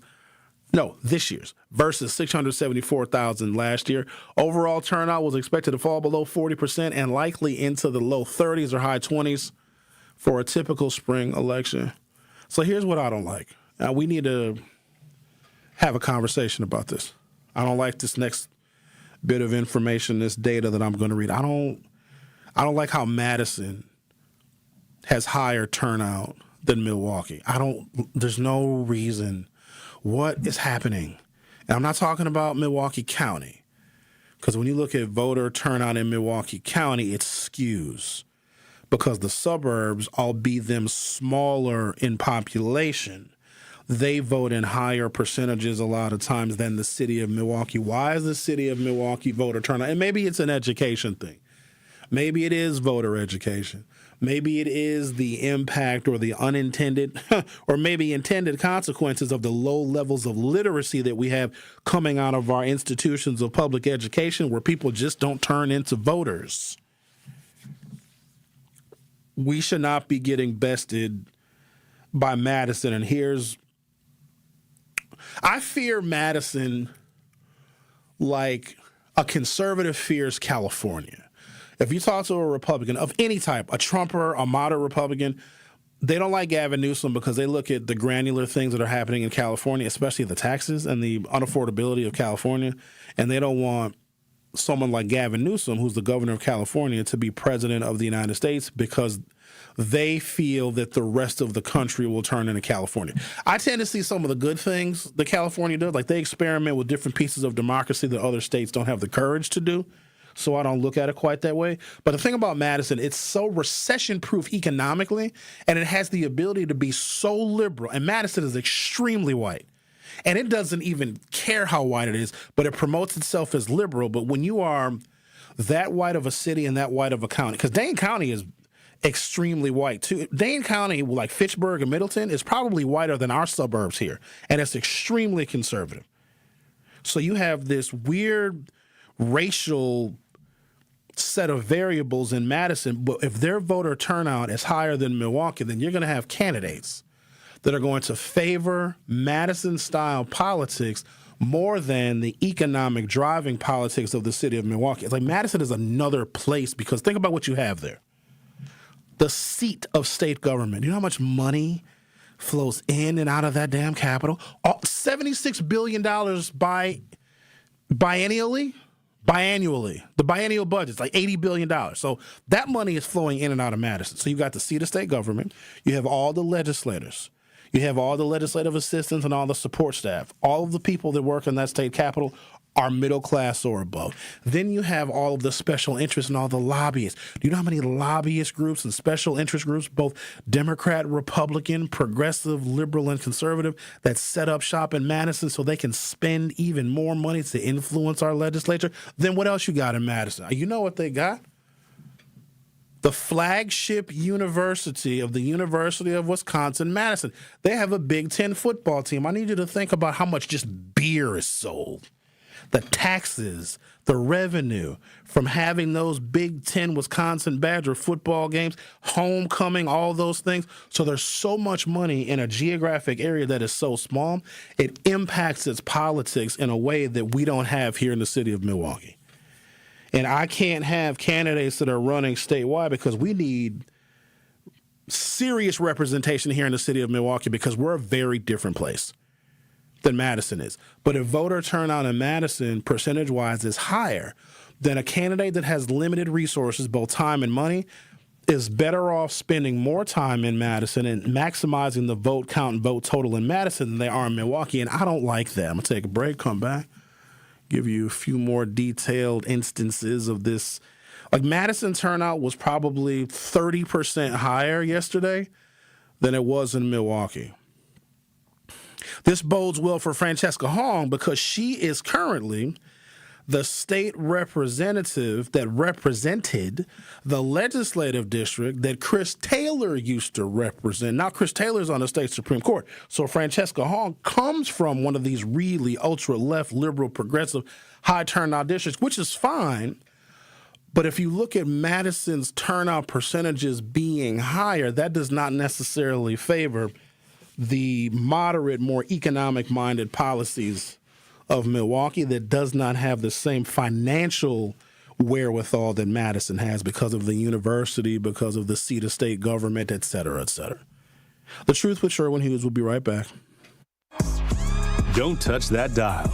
The Truth with Sherwin Hughes will be right back on 1017 The Truth, The Truth app, and 1017thetruth.com. Truth Nation, it's that time of year again for the Tory Lowe Community Cleanup. Mark your calendars for Saturday, April 18th from 8 a.m. to 12 p.m. as we'll be cleaning up the city of Milwaukee. You can also safely get rid of hazardous household items thanks to MMST. Drop off your items from 8 a.m. to 2 p.m. at MLK Elementary School. We're talking things like all antifreeze, paint thinners, batteries, and pesticides. Sign up now at ToryLoweCleanup.com. The Tory Lowe Community Cleanup is sponsored by Milwaukee College Prep, Steinhoffels, Cousin Sub, and Waste Management. Hi, this is Sherwin Hughes from 1017 The Truth, and I want to talk to you about something bigger than just buying a house. I'm talking about building a legacy. Owning a home isn't just about four walls and a roof. It's about giving your kids a place where memories are made, where birthdays are celebrated, and where they always belong. It's about planting roots, knowing your neighbors, waving from the porch, and being a part of a community that feels like family. If you've been renting and wondering if home ownership is even possible, Axe Housing is here to work with you. An Axe Housing coach will help you create a plan, a budget, and move step by step toward owning a place you can truly call your own. They've already helped over 4,000 families become homeowners, and many are paying less than they were paying for rent. Don't let where you are today stop your family's tomorrow. Start your journey at axehousing.org. That is ACTShousing.org. Your legacy begins at home. Adrian was seriously injured when a careless driver merged into her lane. Gruber was there for everything that I needed. Any questions that I had, Gruber was there. They made me feel like everything about my situation and my accident was very important to them, and that made me feel good. And I would definitely call Gruber again for that. Serving Wisconsin for over 35 years, Gruber Law Offices. One call, that's all. They go above and beyond for their clients. I'm Sherwin Hughes, and I know the power of Stars and Stripes Honor Flight firsthand. As someone who's been on an honor flight, I can tell you it's a day you'll never forget. Stars and Stripes Honor Flight gives our oldest veterans who served in any location in June of 1975 or earlier a free one-day trip to Washington, D.C. for veterans. Airfare, meals, a coach bus tour, and special flight apparel are all included. It's a day of honor, gratitude, and camaraderie. Veterans who served in the Vietnam or Korean War go to flysshf.org and ask for an application. Still think you're going to use those old chemicals just sitting around under the sink, in the garage, or down in the basement? So don't let them sit there. Get rid of them right away to MMSD's Home Hazmat Drop-Off Centers. It's safe, it's easy, and it's open to all Milwaukee County residents. There are 3 locations open year-round. The Torilo Community Cleanup is happening April 18th, and with a mobile drop-off to help you clear out that waste. Visit us at MLK Elementary School at 3275 North 3rd Street from 8 a.m. to 2 p.m. Let's clean up Milwaukee. This is The Truth with Sherwin Hughes on 1017 The Truth, The Truth app, and 1017thetruth.com. Will, I know you're not talking about Madison, are you? Will D9 via YouTube says, you'll be surprised. There's a lot of black people that... Where? Not in Madison. Unless you're talking about Madison County, Georgia. Have you ever met a Madison black? They're different. You guys see the movie Get Out? The black people in Madison look like their bodies and souls have been taken over by white people. They have like this 1,000-yard stare. And I wonder why they're even there. Like, where do they come from? Do they come up from like Rockford, Illinois? Because what industry? Because they don't all, the majority of the black folks that are in Madison don't even work at the university or for state government, and they're not lobbyists. Like, they're the poor community. I think the west side of Madison is majority black. It's poor. I'm thinking, like, why would y'all go to Madison? Unless you played football there or played sports there or went to that college or that university and you got a job there and you bought a house there, what is you doing there? But they just, because there's not the same history. There's not a black-led history of fighting for civil rights in Madison. There's a white-led history. So Madison was a hotbed of protest for the Vietnam War, and I guess there was some smaller, more compartmentalized civil rights marches at the University of Wisconsin-Madison in the late 60s and early 70s. But black folks have never had, like here in Milwaukee, we have a history. We have elected officials that were crusaders for justice and marched for open housing and marched with Father Grappy and got Vel Phillips elected as the first black woman, which took decades to do. Got Vel Phillips elected, first black woman elected statewide as Secretary of State. Madison don't have that. There are more black people. Follow me here. I'm about to do something. You ready? Sit down if you ain't sitting. If you drive and pull over. There are just about as many African Americans in the city of Milwaukee as there are people in Madison.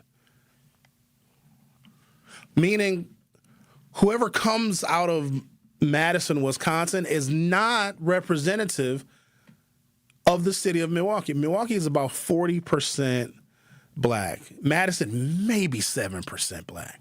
Maybe 7%. That's statistically insignificant. Now, when it comes to voting, assuming that the majority of that 7%, no, I can't even say that because the 7 or 8% of African Americans that live in the city of Madison, some are in jail, some are children, some are babies, some are under the age of 18. So that's a very, very narrow strip of voters that are African American. And the liberalism, the progressivism in Madison is created with an absence of black thought, meaning it's not authentic. I've had many a conversation with some exceptionally liberal Madison elected officials. I'm not going to name them. I mean, I've worked with them for decades. They're so out of touch. They're like, oh, we read about you blacks, and here's what you actually need. I'm like, okay, well, what African Americans are you talking to? Are you working with? Like, what black people are credible? Are they, oh no, I just see stuff. You blacks are poor, and you eat poor people food, and you're poor. Those are the worst kinds, because there is no one of racial and ethnic diversity to challenge that kind of white liberal thought. Do you ever get into an argument with a Trumper or a Republican or a conservative, and they surround themselves with other Republicans, other conservatives, and other Trumpers, meaning you can't even introduce common sense into the conversation because every political talk they have is with someone who believes exactly what they believe. So if you as a Democrat or just a non-Trumper try to introduce just real, raw, statistical, objective fact to a Trumper, it doesn't even make sense to them, because they've never heard that before, because the people they have their political conversations with don't believe any of that stuff and any of those facts that you spew to them. Talking to white liberals in Madison is the exact same way. Sherwin, we're going to kill the school choice program because we don't have it here in Madison, and we think that it takes away from our perfectly funded public schools. So because we don't have it here in Madison and we don't like it, we're going to kill the Milwaukee parental choice program. And guess what? They're going to. So I got to be very mindful of these things.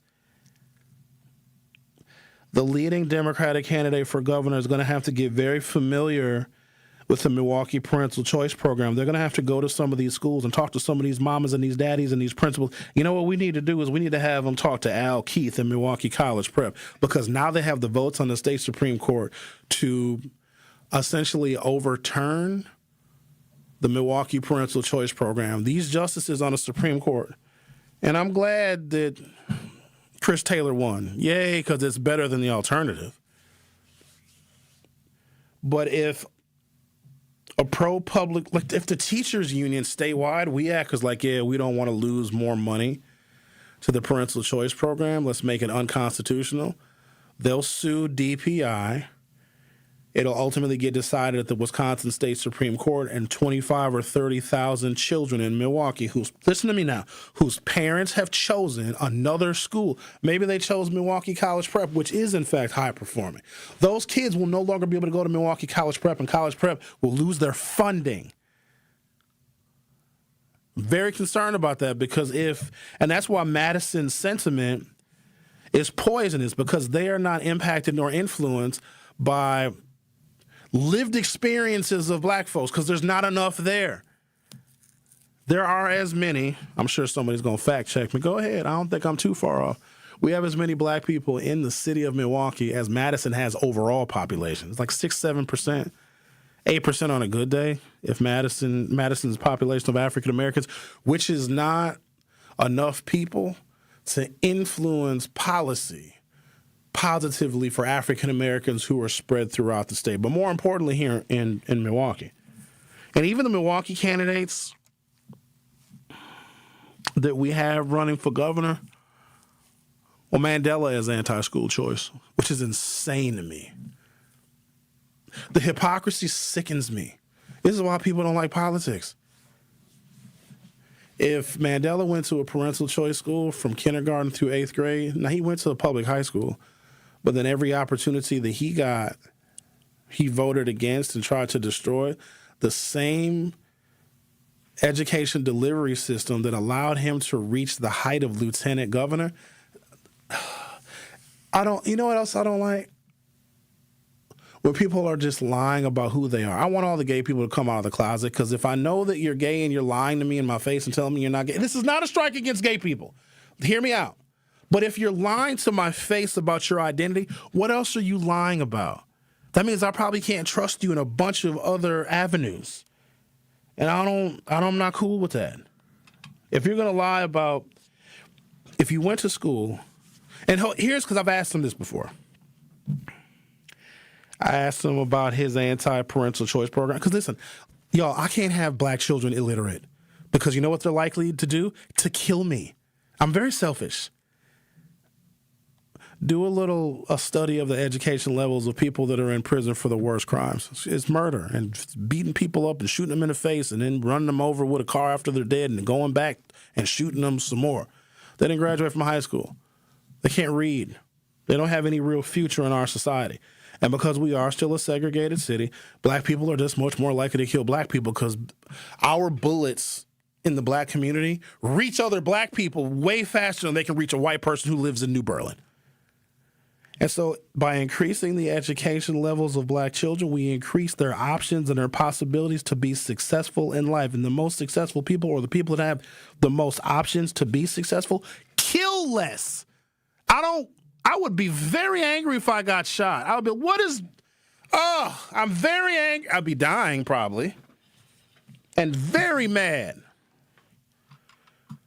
So if there are things that we can do, and Madison just doesn't see this, and the people that come from Madison, if their politics have been honed by Madison, which is it's different. It's go there if you haven't. The black people there have 1,000-yard stare because it's almost like they want to leave, but they can't. It's like a big plantation for blacks. And they are shaped by white progressivism. It's so weird. I know the Madison blacks, because a bunch of them listen to this show. They're going to be mad at me, but just know that I know that you wish that you could better.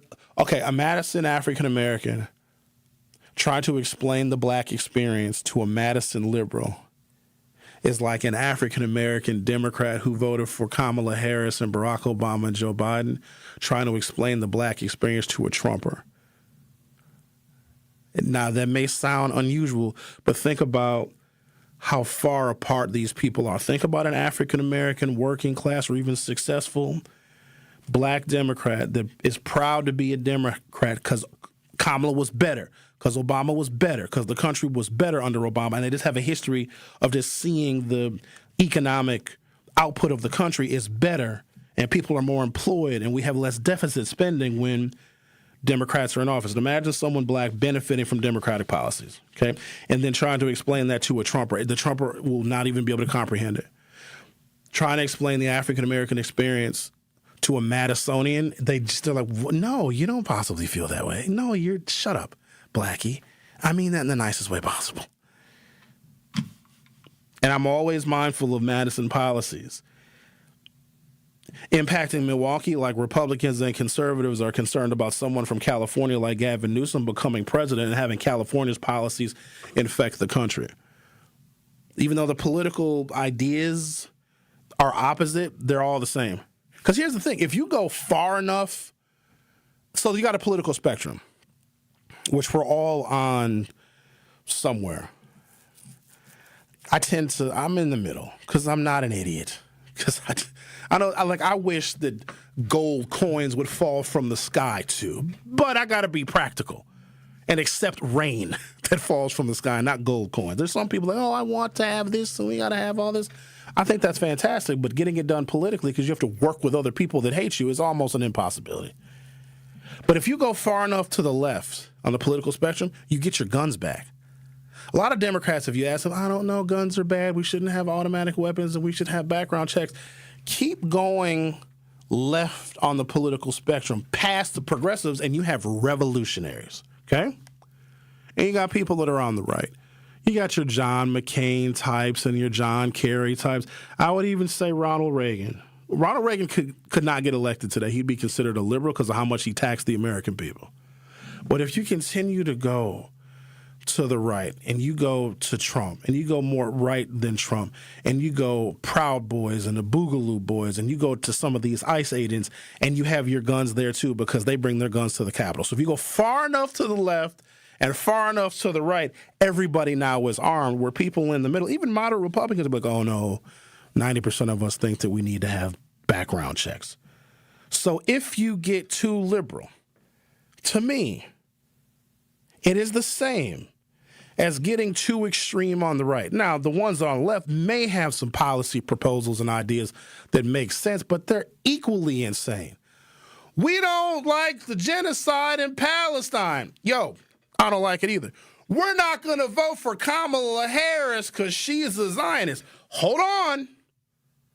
Trump is going to be worse. So what? They didn't care because they're so far on the left that Trump being worse than Kamala Harris to them was just like, we'll shrug it off. Now I'm not putting Kamala's loss on them.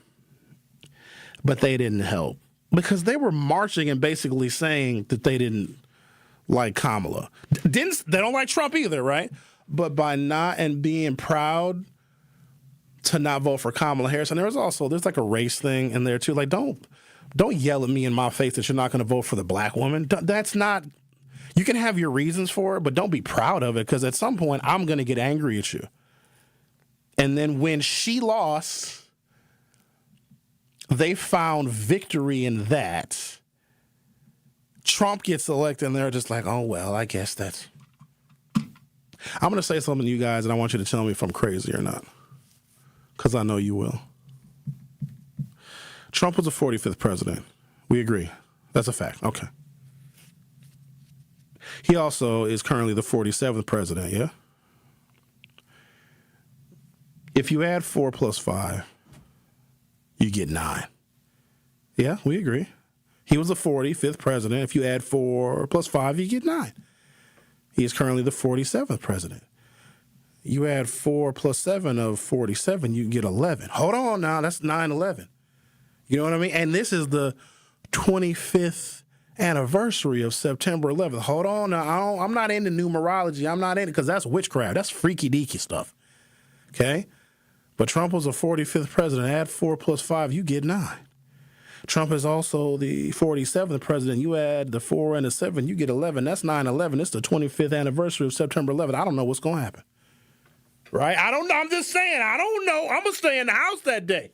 I thought you were going to say he's the Antichrist. Tucker Carlson called him that. So that's more, like, that's somebody who's more credible than me in criticizing Trump, because I've criticized Trump just because it's a day of the week that ends with the word day. Oh, so you're watching Little Tucker now. I like when conservatives lose their sugar honey iced tea over Trump, just like I like listening to Chicago sports talk radio when the Packers beat the Bears. It's satisfying because they're so angry. I thought you don't like sports radio. Oh, I don't. I hate it. It's awful. But to hear the arch nemesis, I'm a Packers fan. I'm not a Bears fan.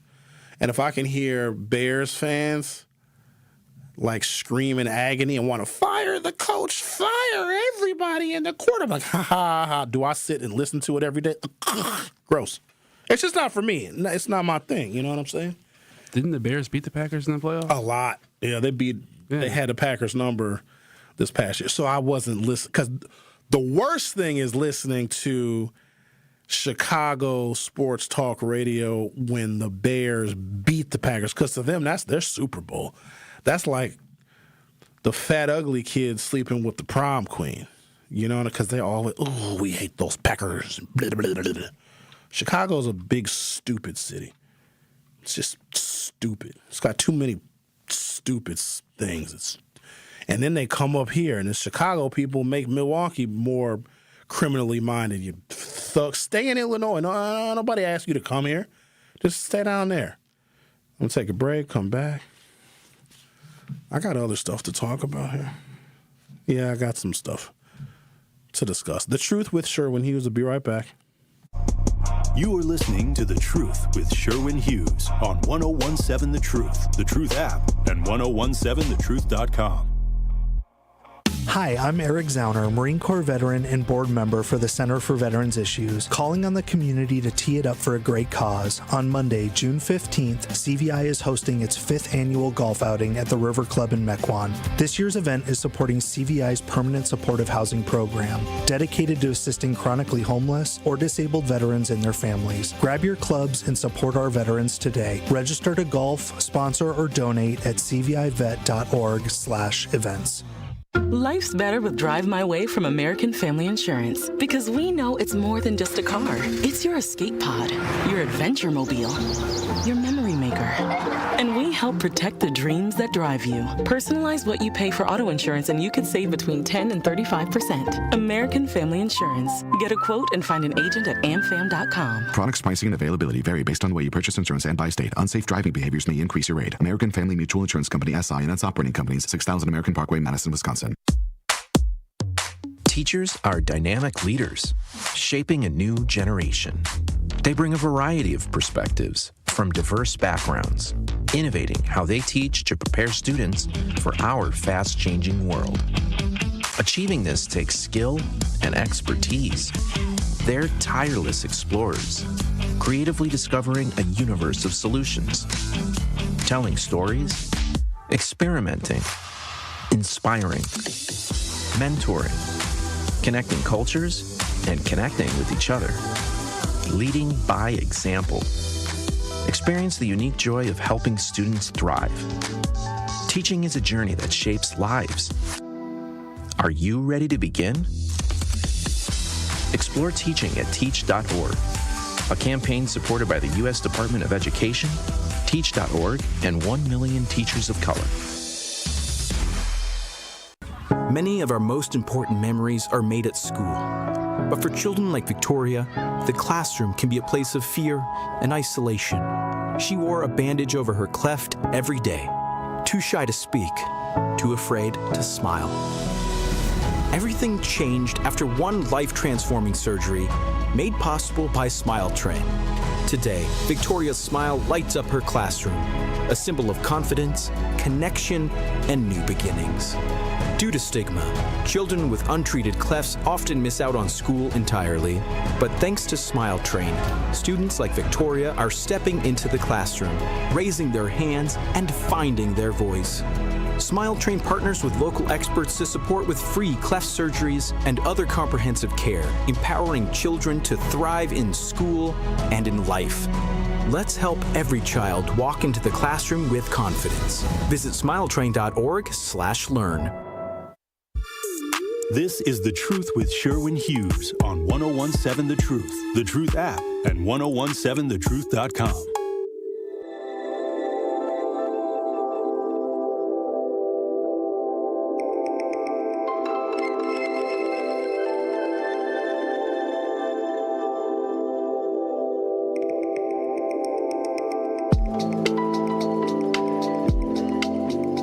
Miles says, I would have never even dreamed to agree with Tucker Carlson in a million years, yet I cannot believe he has been making sense more and more since leaving Fox, but he spelled it faux. F-A-U-X. You know who else is another one that's hitting it out of the park? There's two of them. It's reminiscent of listening to the Chicago Bears themed sports talk radio when they lose to the Packers because they just start to like destroy themselves. Candace Owens. Let me tell you something. The way Candace Owens is destroying Trump and the way she is getting granular with the details of the Epstein files and just shredding Pam Bondi, because she also is a conservative. You are more credible as a conservative shredding conservatives than a Democrat is, because that's what we do. We shred Republicans just because. But when they do it, it's way more critical. Like when a Democrat destroys another Democrat. When Bernie was going after Hillary Clinton, it was way more credible because they know each other. Nick Fuentes is just doubling down on the, we're doing this for Israel and Zionism is leading Donald Trump by his nose. But Tucker Carlson, if you look at it like this, I'm going to use an analogy. He got so deep with the Trumpism and the Trump support. Imagine somebody diving in the Pacific Ocean and they're at 10,000 feet. It's pitch black. You can't see anything. It's a whole different kind of marine life. 10,000 feet beneath the surface of the Pacific Ocean. What Tucker has done and others have done and Candace has done and Nick has done, they're not at 10,000 feet anymore. They're at 5,000. They're still really, really deep under the surface. Like they're drowning in it still, but at least they can see glimmers of the sun. The Democrats are on the surface. The Democrats are on the beach. The Trumpers got so deep in that weird authoritarian, totalitarian abyss that they lost all touch with common sense and reality, and now they're starting to float a little bit. They are not at the surface. They're nowhere near the beach, but at least they can look up and see glimmers of the sun. This is a good thing for our democracy, for people that have gone too far to come back to the middle. And earlier I was talking about if you're a leftist, if you go all the way to the left, now you're an armed militia member. Like if you're on the right and you go all the way to the right, you're a January 6th government coup person. What your Candace Owens, your Nick Fuentes, and Tucker Carlson's are doing is they're not going further and further to the right. They're coming back toward the left. Now, they're still way on the spectrum, but all of this stuff is healthy for democracy. Like, I can't be a person that just hate people that I disagree with. I want to know why, because what I come to find out is some of their belief systems as to why they believe what they believe might be similar to why I believe what I believe. So I want to hear these folks out. I'm not going to lunch with them. It'd be weird if I went to lunch with Tucker Carlson. But I can't be in a position to where I am totally divorced from them as human beings because they have stances that I don't agree with. Most people don't actually agree. And here's the other thing. If you're in a room where everybody thinks the same thing and everybody agrees, get out of that room. Because groupthink is probably going to be worse than having healthy disagreements. If you agree with everybody, what the hell are you learning? You're not learning anything. All of our ideas need to be challenged. When I saw Cornel West for the first time live in the flesh, this was like, oh man, 2002. I ended up doing like an hour and a half long interview with him at WNOV. Just a fascinating man. Seeing him when he came to the campus of the University of Wisconsin-Milwaukee was like seeing Jay-Z perform live. Just fantastic. Now, he is exceptionally religious. But we agree mostly on social topics. But he also was a Bernie Sanders supporter, is what still is. And a Mamdani supporter. He's a Democratic socialist. And I wanted to see, even though I fundamentally disagree with some of his things and the way he infuses religion and policy, which is never a good idea, but being able to learn from him and having him challenge me, and he also said something profound. It was the most intellectual thing I'd ever heard in my entire life. When I saw him, I was working for the congressman at the time, so I was probably 27. He was like, you have to be willing to die every day. I'm like, what? Excuse me? Shed everything you've ever known every single day. If new information comes out, if new facts come out, if new science comes out, then everything that you believed, you got to get rid of it because it's no longer true. You have to be willing to die every single day. And some people are not willing to do that. They're not willing to come to terms with the fact that what they've been told their whole lives, what their mama told them, how their grandmamas raised them, what their daddies instructed them to do was just plain wrong, or is based on myth or wives' tale or some obscure verse in the Bible that nobody knows how to interpret. And once you find out there's conflicting information that challenges everything you've ever known, you got to be okay with that. Most people can't deal with the death of their ego because it's all they have. Doing this line of work, my ego has to die every single day because sometimes I'd get it miserably wrong. Like when Bob checkmated me yesterday. Didn't Bob? He got me yesterday. Didn't he say to me? Sherwin, shut up. Oh, you said you have no more clout anymore. Oh, that's what it was, huh? I'm surprised he knew that word. What did I do to lose? Yeah, he looked it up. What did I do to lose my clout, though? I don't even remember what I did. Rejected at the voting poll. Oh, yeah, that's what it was, yep. Because the polls weren't open. Because I'm sure when Hughes, they're supposed to roll out a red carpet for me, and I don't need a red carpet. But I would like, since we're talking about fantasies,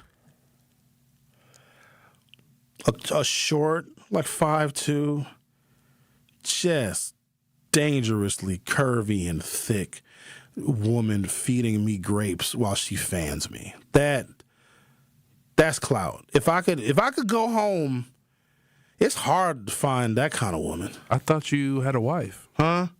I thought your wife does that. Nah, she don't do that. Oh, she left you? Nah, she ain't leave. She ain't never leaving now. Come on, they don't leave me. That ain't never possible. But she just does her own thing. What's the description of your wife? She's cool. She just be doing her thing. We keep in touch. You know what I mean? I see her, high five her. I'm like, what up, player? She's like, what up, dog? More of a business arrangement? I mean, every relationship is business. Can't all just be love. Love is not real. It's chemical. And chemicals can change. Yeah, we're cool.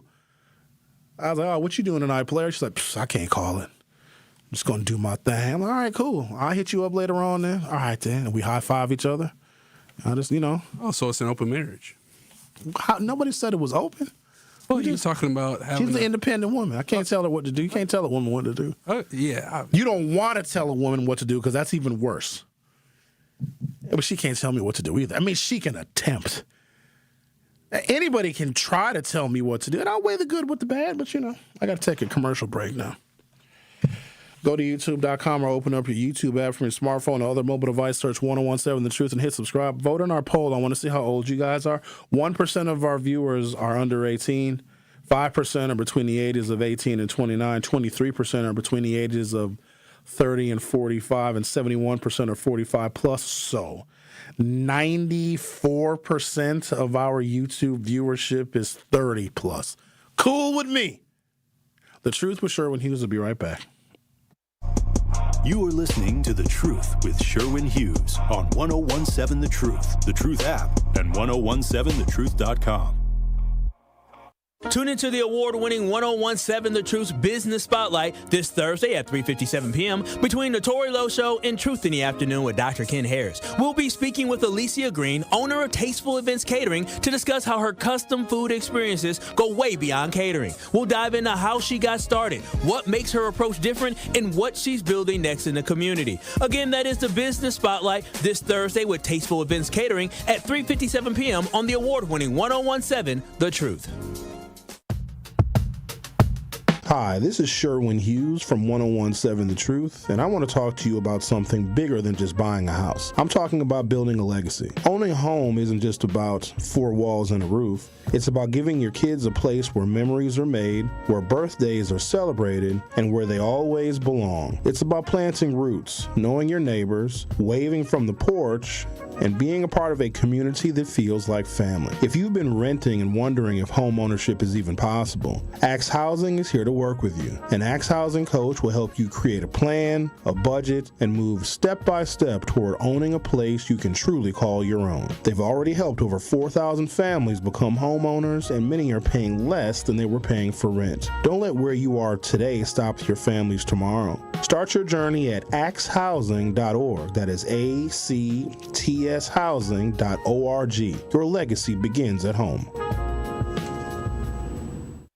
Need to look your best for a special occasion? You need the $100 hookup. This incredible deal includes a marvelous suit, shirt, and tie, all for $100. Only at Nick Cavani's, home of the $100 hookup. And that isn't limited to some standard stock suit. You'll be pleased by the top quality and variety of fashion offered at Nick Cavani's. No matter the occasion, maybe you're just ready for a fresh, new, stylish look. Get hooked up today at Nick Cavani's in Mayfair Mall and at nickcavanis.com. This April, it's Financial Literacy Month on 1017 The Truth, powered by UW Credit Union. Financial literacy isn't just about money. It's about confidence and making smart decisions for your future. UW Credit Union is here to help with free tools, expert guidance, and resources. From budgeting tips to one-on-one financial coaching and self-guided lessons you can access anytime. Because they're not a bank, they're a partner in your financial journey. Learn more at uwcu.org.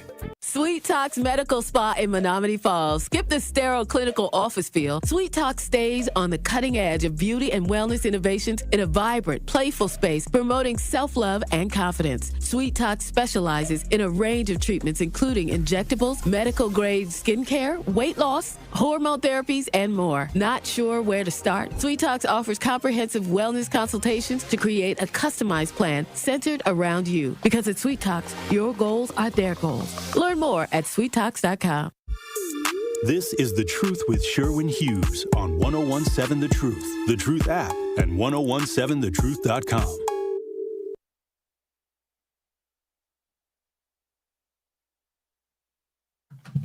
I'm trying to play this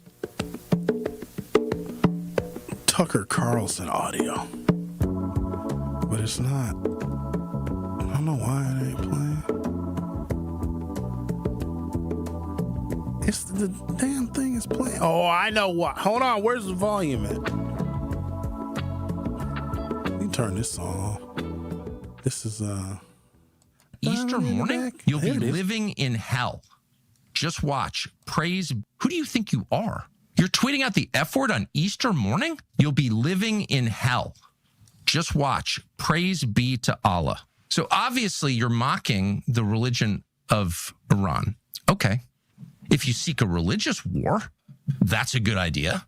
But by the way, no decent person mocks other people's religions. You may have a problem with the theology. Presumably you do if it's not your religion, and you can explain what that is. But to mock other people's faith is to mock the idea of faith itself.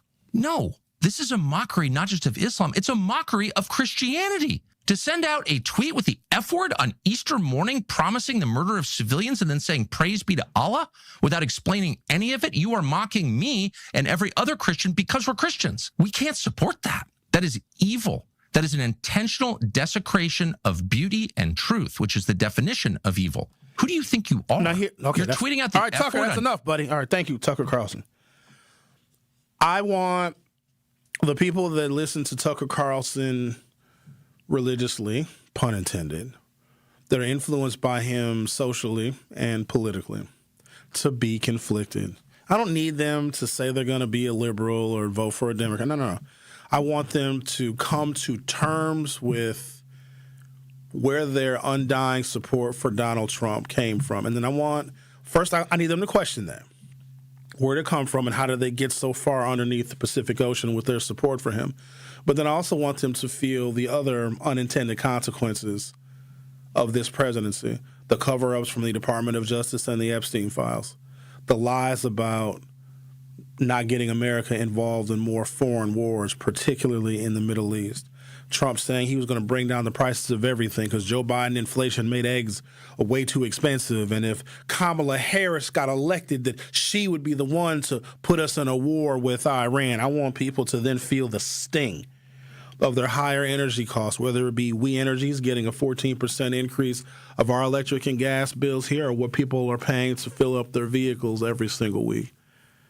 That's what I want them to feel and to experience. And then at that point, I'm like, wait a minute, maybe I need to look for some kind of political alternative. Again, I'm not telling those people that they're going to be happy voting for a Democrat, but at least they will be open to other ideas. And it's that moment, that critical thinking, to where somebody like Tucker Carlson or Marjorie Taylor Greene was like, I told you so. I told you this man is absolutely effing nuts. I told you. I want those people that supported her and listened to Tucker and Nick Fuentes and Candace Owens to conflict with themselves and then look at the environment around them that is crumbling. Their lives aren't better. The wall was never built. They're not getting jobs and getting opportunities because all these Mexicans are being deported. I want them to have that moment with themselves. And then and only then can they be reborn, Christian or not. The Truth with Sherwin Hughes will be back for Hour 3.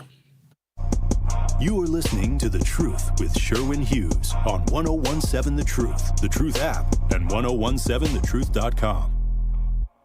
From the biggest plays on the court to the comments made in the locker room after. An in-depth recap of every Bucks game. In 6 minutes. No more, no less. Bucks in 6 on the Bucks Plus audio network. If you missed any of the game or just want to relive the biggest moments, Bucks in 6 provides game recaps every morning after. Hear the high-flying dunks from Giannis or the deep threes from Miles Turner. And catch the comments post-game about what happened on the court. Bucks in 6 on the Bucks Plus audio network. Find it now on bucks.com/plus or on Spotify, Apple, or wherever you get your podcasts.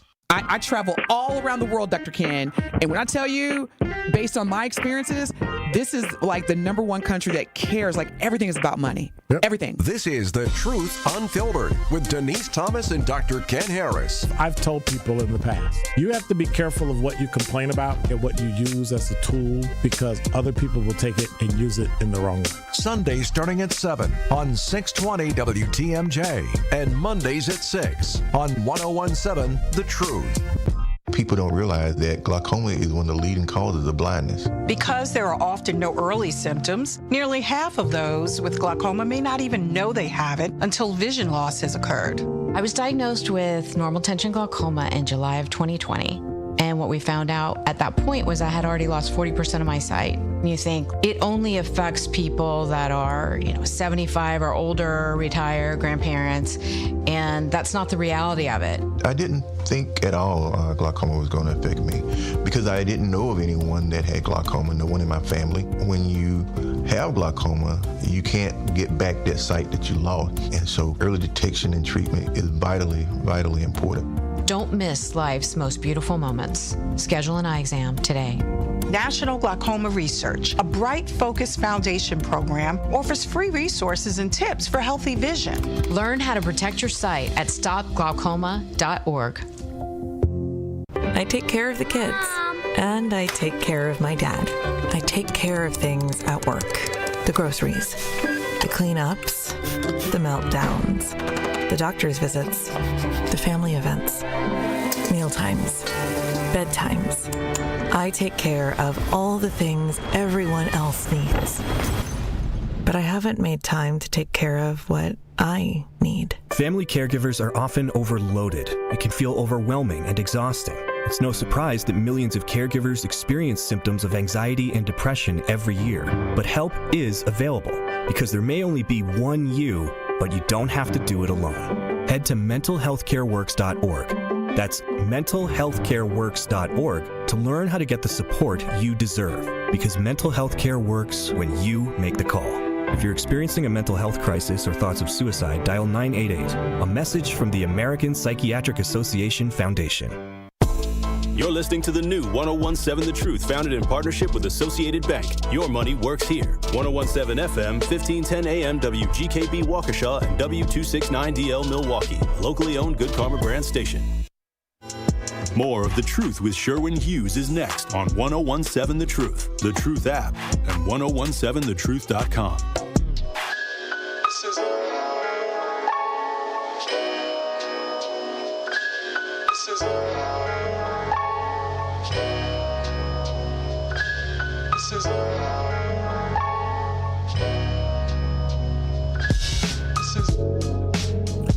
Welcome to Hour 3 of The Truth with Sherwin Hughes. The results are in.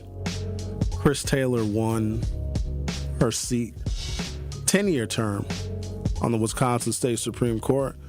In fact, I would argue that the older and dramatically more Caucasian in its output electorate in April elections moved noticeably to the left, and maybe this bodes well for the Democratic candidates that are running for governor. And the problem is there's not much differentiation between those candidates because they're spending far too much time just agreeing with one another. I need them. Listen, you can't just, I almost said a bad word. You can't just be a little pansy. You got to go after your opponents. We need somebody who's going to fight politically and verbally. Be strong in your stances. Because how are you going to work with this Wisconsin legislature, whatever the makeup of the legislature is, if you just over here agreeing? I was having a conversation with one of my smarter friends, and she was just like, why don't people just run for office and just agree with everybody? Shut up. I hope she's listening, too. She's like, why don't... The disagreements, the arguments, the debates, and the diatribes between people, our politics reflects that. Black people don't necessarily need to hold white people's hands. We just need white people to get out of the way. Just move. Don't. Just go over there. You make terrible tacos. I went to, I had some stuff I had to do last night, but we took some time out for dinner. I ain't going to tell you. Some of y'all saw me at this Mexican joint. It was a white people Mexican restaurant. Awful. I was like, why would you... What? How do you mess up a... There's so many examples of tacos. There's so many...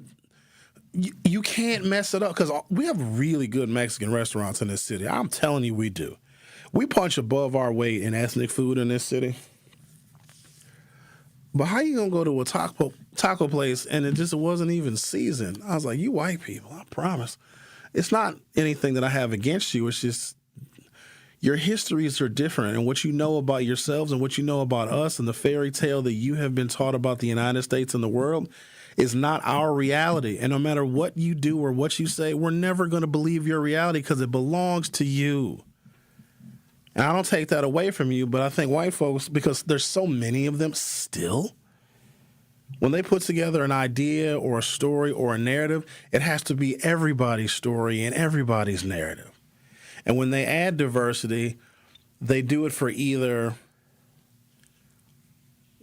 comedic relief or because they think it's the right thing to do. They rarely take seriously what people from different backgrounds have to say, especially when it comes to business. Now, but also, I don't know if I blame the white folks, because if you look at black businesses, I've still been looking for a black-owned business that advertises on TV. There's just none. Why? I don't know why we don't. And so they may look at us and think that we don't have the same kind of business acumen, and in some regards we don't. But when we are asked to join a team, our creativity is shocking to white people. Like, they like our music, which is an example of our creativity, and they love it. They dance to it. White people dancing is awesome because they're not good. White people dance better in the 70s. If you look at like old clips, white people had rhythm. Like in the 60s, doing the mashed potatoes and a twist, they got a little jazzy with it. Now they just bump into each other. Be on a dance floor. Oops, excuse me, sorry. Uh-oh, didn't mean to. Oops. Oop. They walk past you. Oop. Sorry, excuse me. I'm kidding. White people relax. They're so sensitive. I've never met a more, not all of them. Some of them can take a good ribbing. Black people do this thing. It's a cultural thing. It's called playing the dozens. We make fun of each other. We tease each other. We badger each other. That's how we show affection. And also, that's preparing us for how mean the world is going to be to us. We rib each other. You do that to a white person, they'll cry because they don't understand it. Why would you say that about my shoes? I love these shoes. I'm kidding. Why? I don't. Sherwin, 3 weeks later, Sherwin, remember that comment? They'll write you a whole letter. Remember that comment about my shoes? It hurt me deeply. I talked to my therapist, but starting to think the therapy doesn't work. Have you tried it? Oh, God, yeah. I knew more of my therapist, though. Like, it's not working for us. You got to have a relationship. I mean, I had one dude that was okay, but all he did was just listen. Like, I got female friends that are better than you, Playboy. What therapy does is it gets weaponized, right? Like a person who's religious. They go to church to tell other sinners how bad they are because they're touched by God and they're righteous, so they can still be really awful, terrible people because they found God in religion, but it doesn't make them more Christian-like. Nobody acts like Jesus. The most Christian people you will find, I mean, there's a couple of them out there, but very few. Like, the person that gets therapized just runs around and tells everybody how they're better, how they got healed, and how everybody else needs therapy. Like, they have a license to tell everybody else that they're crazy, which basically means that they're crazy.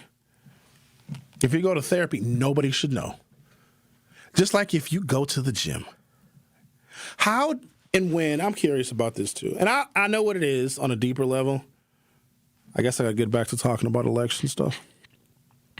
But this can't wait. How did going to the gym become a part of someone's personality? They got to talk about it. They got to show pictures. And that's a big deal to them. It is a big deal to you, but let it be a big deal to you because we don't care about that. But you're going to the gym to avoid your problems. Some of the people, this is just people that I know. Now, here's the thing. My sample size is big because I know a lot of folks. The people that go to the gym are neglecting their friends, their family, their kids, their responsibilities, and trying to use working out to run away from their problems, and that's an addiction too. It just happens to be productive. Some people just want to stay fit. People that want to stay fit don't tell the world about it. That's an insecurity, right? Because I remember a world where you just did stuff. You didn't need nobody to know. If I'm doing something truly for myself, Unless I want you to feel good like me. But that's also the same thing with religion. Well, I found God, you need to go to church. Church did all these things for me. Church made me a better person and made me a better mother, better father. We love that for you, but then what they do is they preach. You can't do that because that's not respecting. That's a problem with boundaries. Like, oh, Sherwin, you really need to do these things. Well, why do I need to do them? Because they worked for me. You and I are really different. Nuh-uh. That's also this mode that we're kind of moving into. People are uncomfortable with disagreement, and I blame the internet for that because you can surround yourself with people that think exactly like you. And if somebody challenges you, it hurts because everybody you talk to, everybody you interact with, everybody you hang out with thinks just like you. Like we're all supposed to read the same stuff and think the same stuff, and if you happen to think or feel differently, then people don't want to wonder why you think differently. They just want to excise you from their life. That's insane to me. But what the internet has done, it slowly radicalizes people. Because if you're a workout person, just as an example, or a religious person, it's such a big community out there for you where everybody's going to agree with everything you say and everything you do. If you're a Protestant, if you're a Catholic, if you're a Methodist, if you're an Episcopalian, if you go to Anytime Fitness, 24-Hour Fitness, Billy and Them's Fitness, Jenny's Fitness, what's the one they used to have for women only, Curves?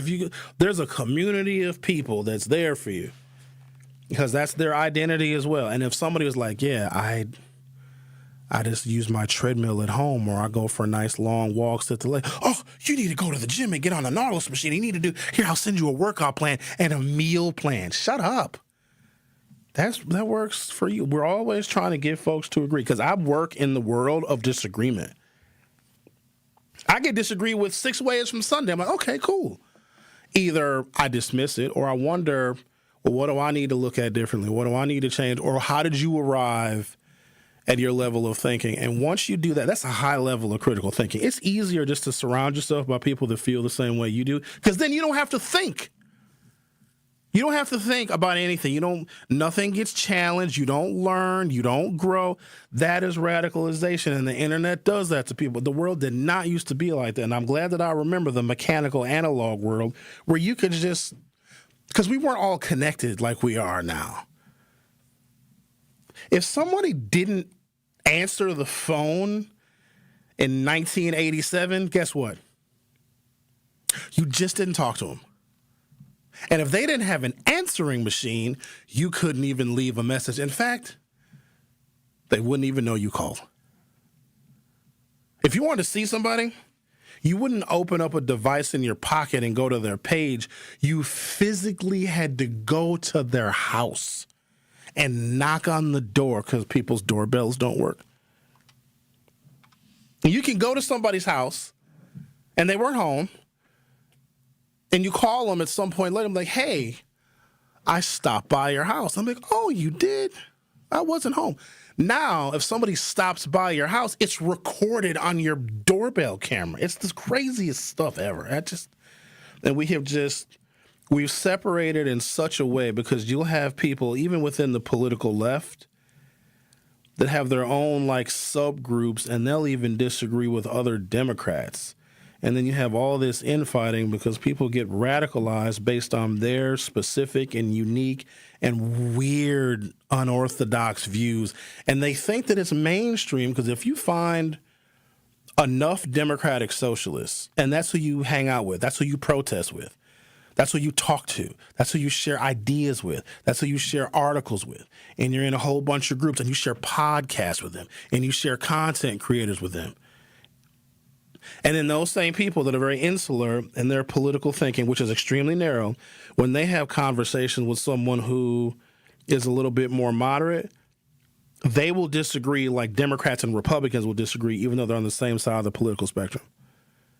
And it's unproductive. And what it does is it leads to those really weird and extreme political affiliations to win elections, okay?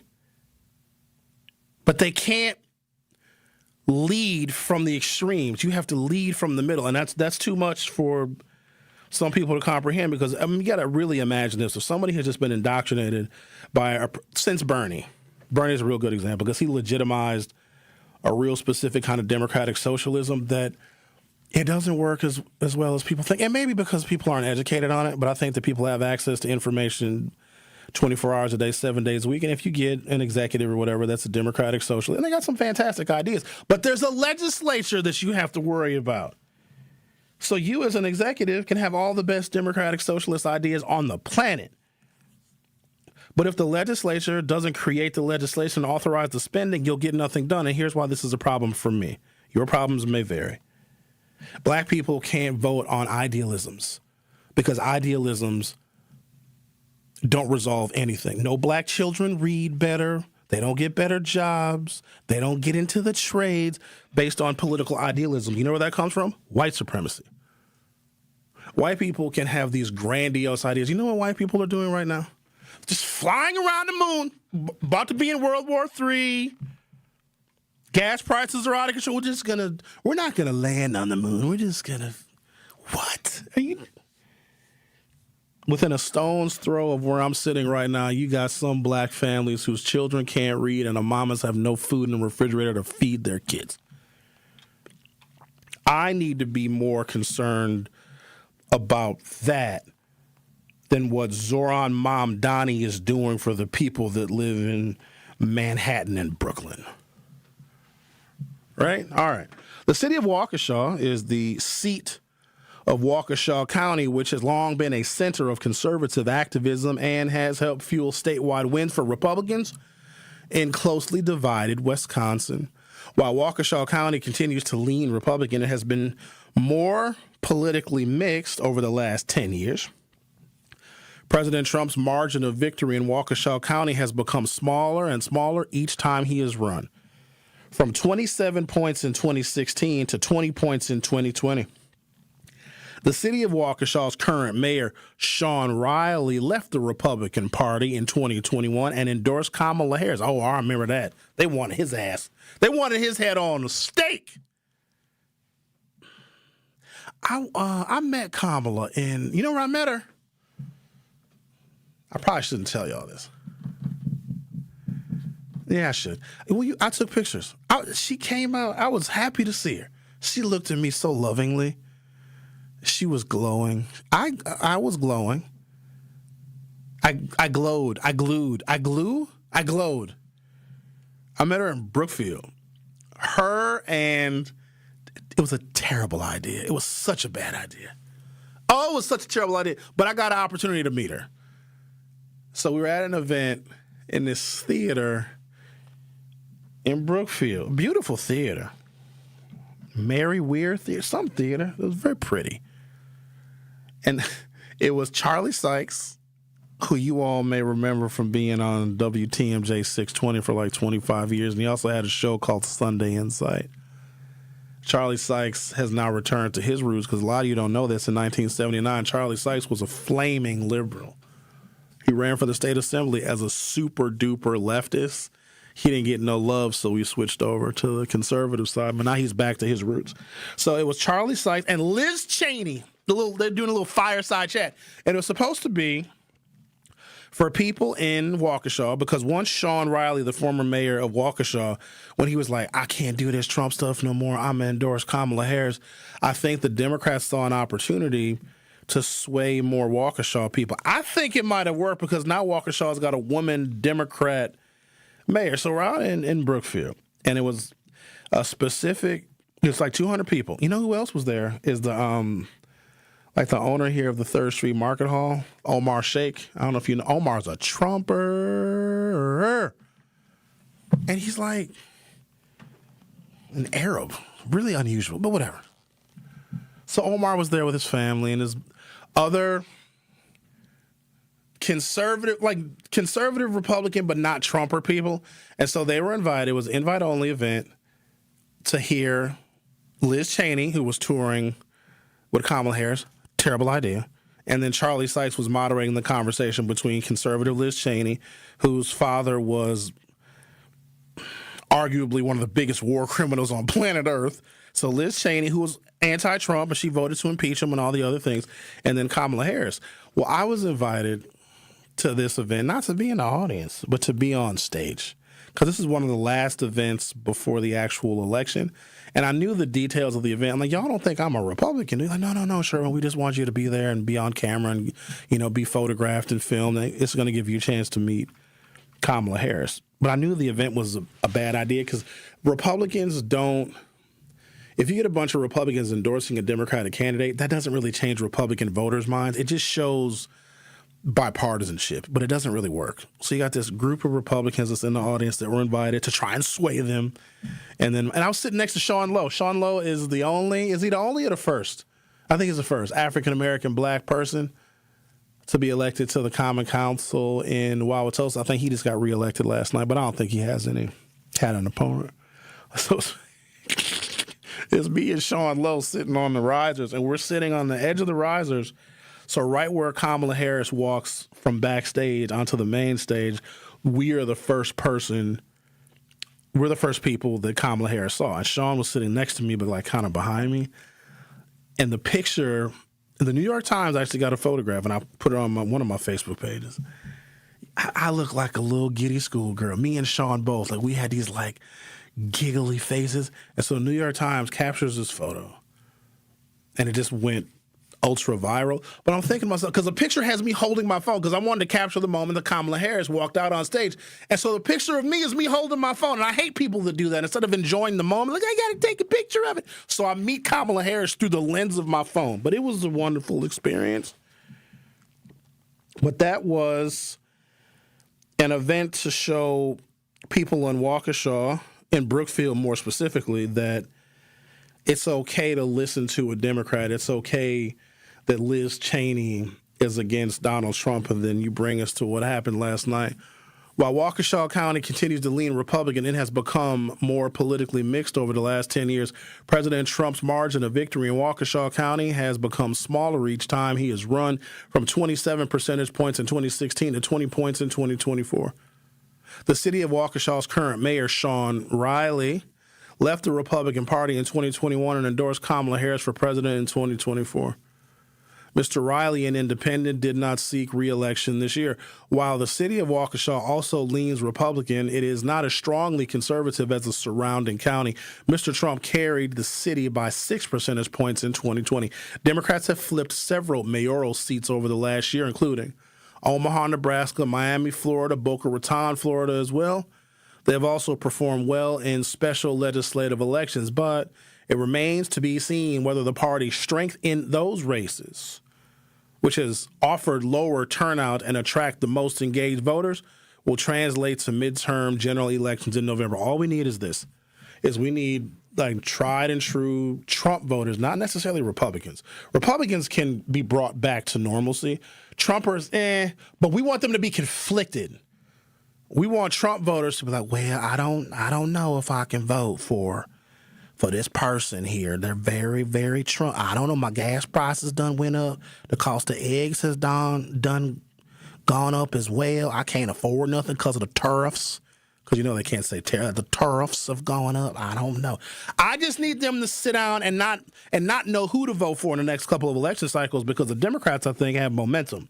And the Democrats have a little more enthusiasm, right? So if the Trumpers are conflicted and if their voter turnout goes down, that strengthens the Democratic coalition. I don't need Trumpers to necessarily vote for Democrats. If they do, cool. But that's too high of an expectation, because I don't know if the Democrats have done enough to convert a Trumper, and that's going to take time. But if they're just like, well, I don't know if I can do this. I think the turnout in Brookfield Waukesha. And Waukesha was lower amongst Trump faithful, which allowed the Democratic coalition of voters to, it was like, she got 50.5% of the vote. She just barely squeaked it out.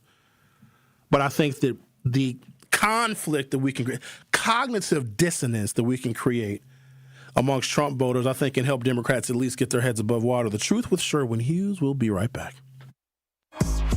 Don't touch that dial. The Truth with Sherwin Hughes will be right back on 1017 The Truth, The Truth app, and 1017thetruth.com.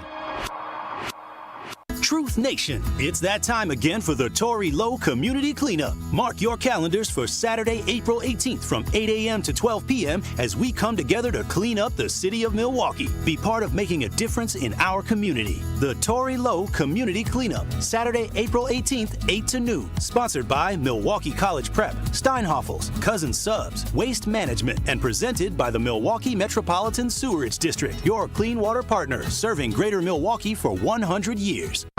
Wisconsin is as hard-working of a place as you'll ever find. There's a sense of pride, community, and work ethic that's second to none. People here are tough, but even the toughest among us need help after a serious accident. At Gruber Law Offices, we won't stop fighting for you and your family. We've been here and will continue to be here for as long as you need us. Gruber Law Offices. One call, that's all. Life's better with American Family Insurance because we know you love working weekends. If it means working on your dream home, both inside and out.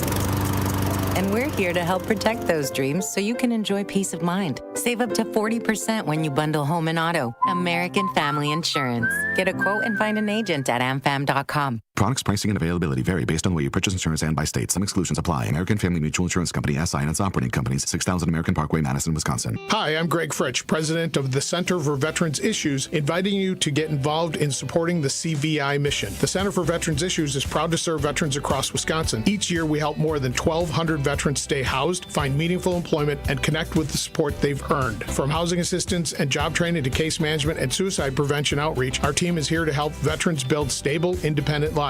If you're a veteran in need of support, visit cvivet.org. Donations can also be accepted at cvivet.org/donate.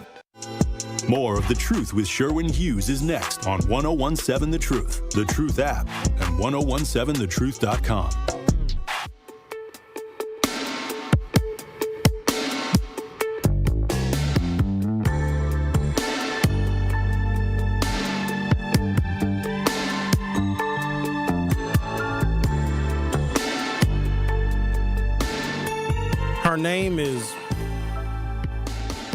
Her last name, the woman who got elected mayor of Waukesha, Halvin Slavin.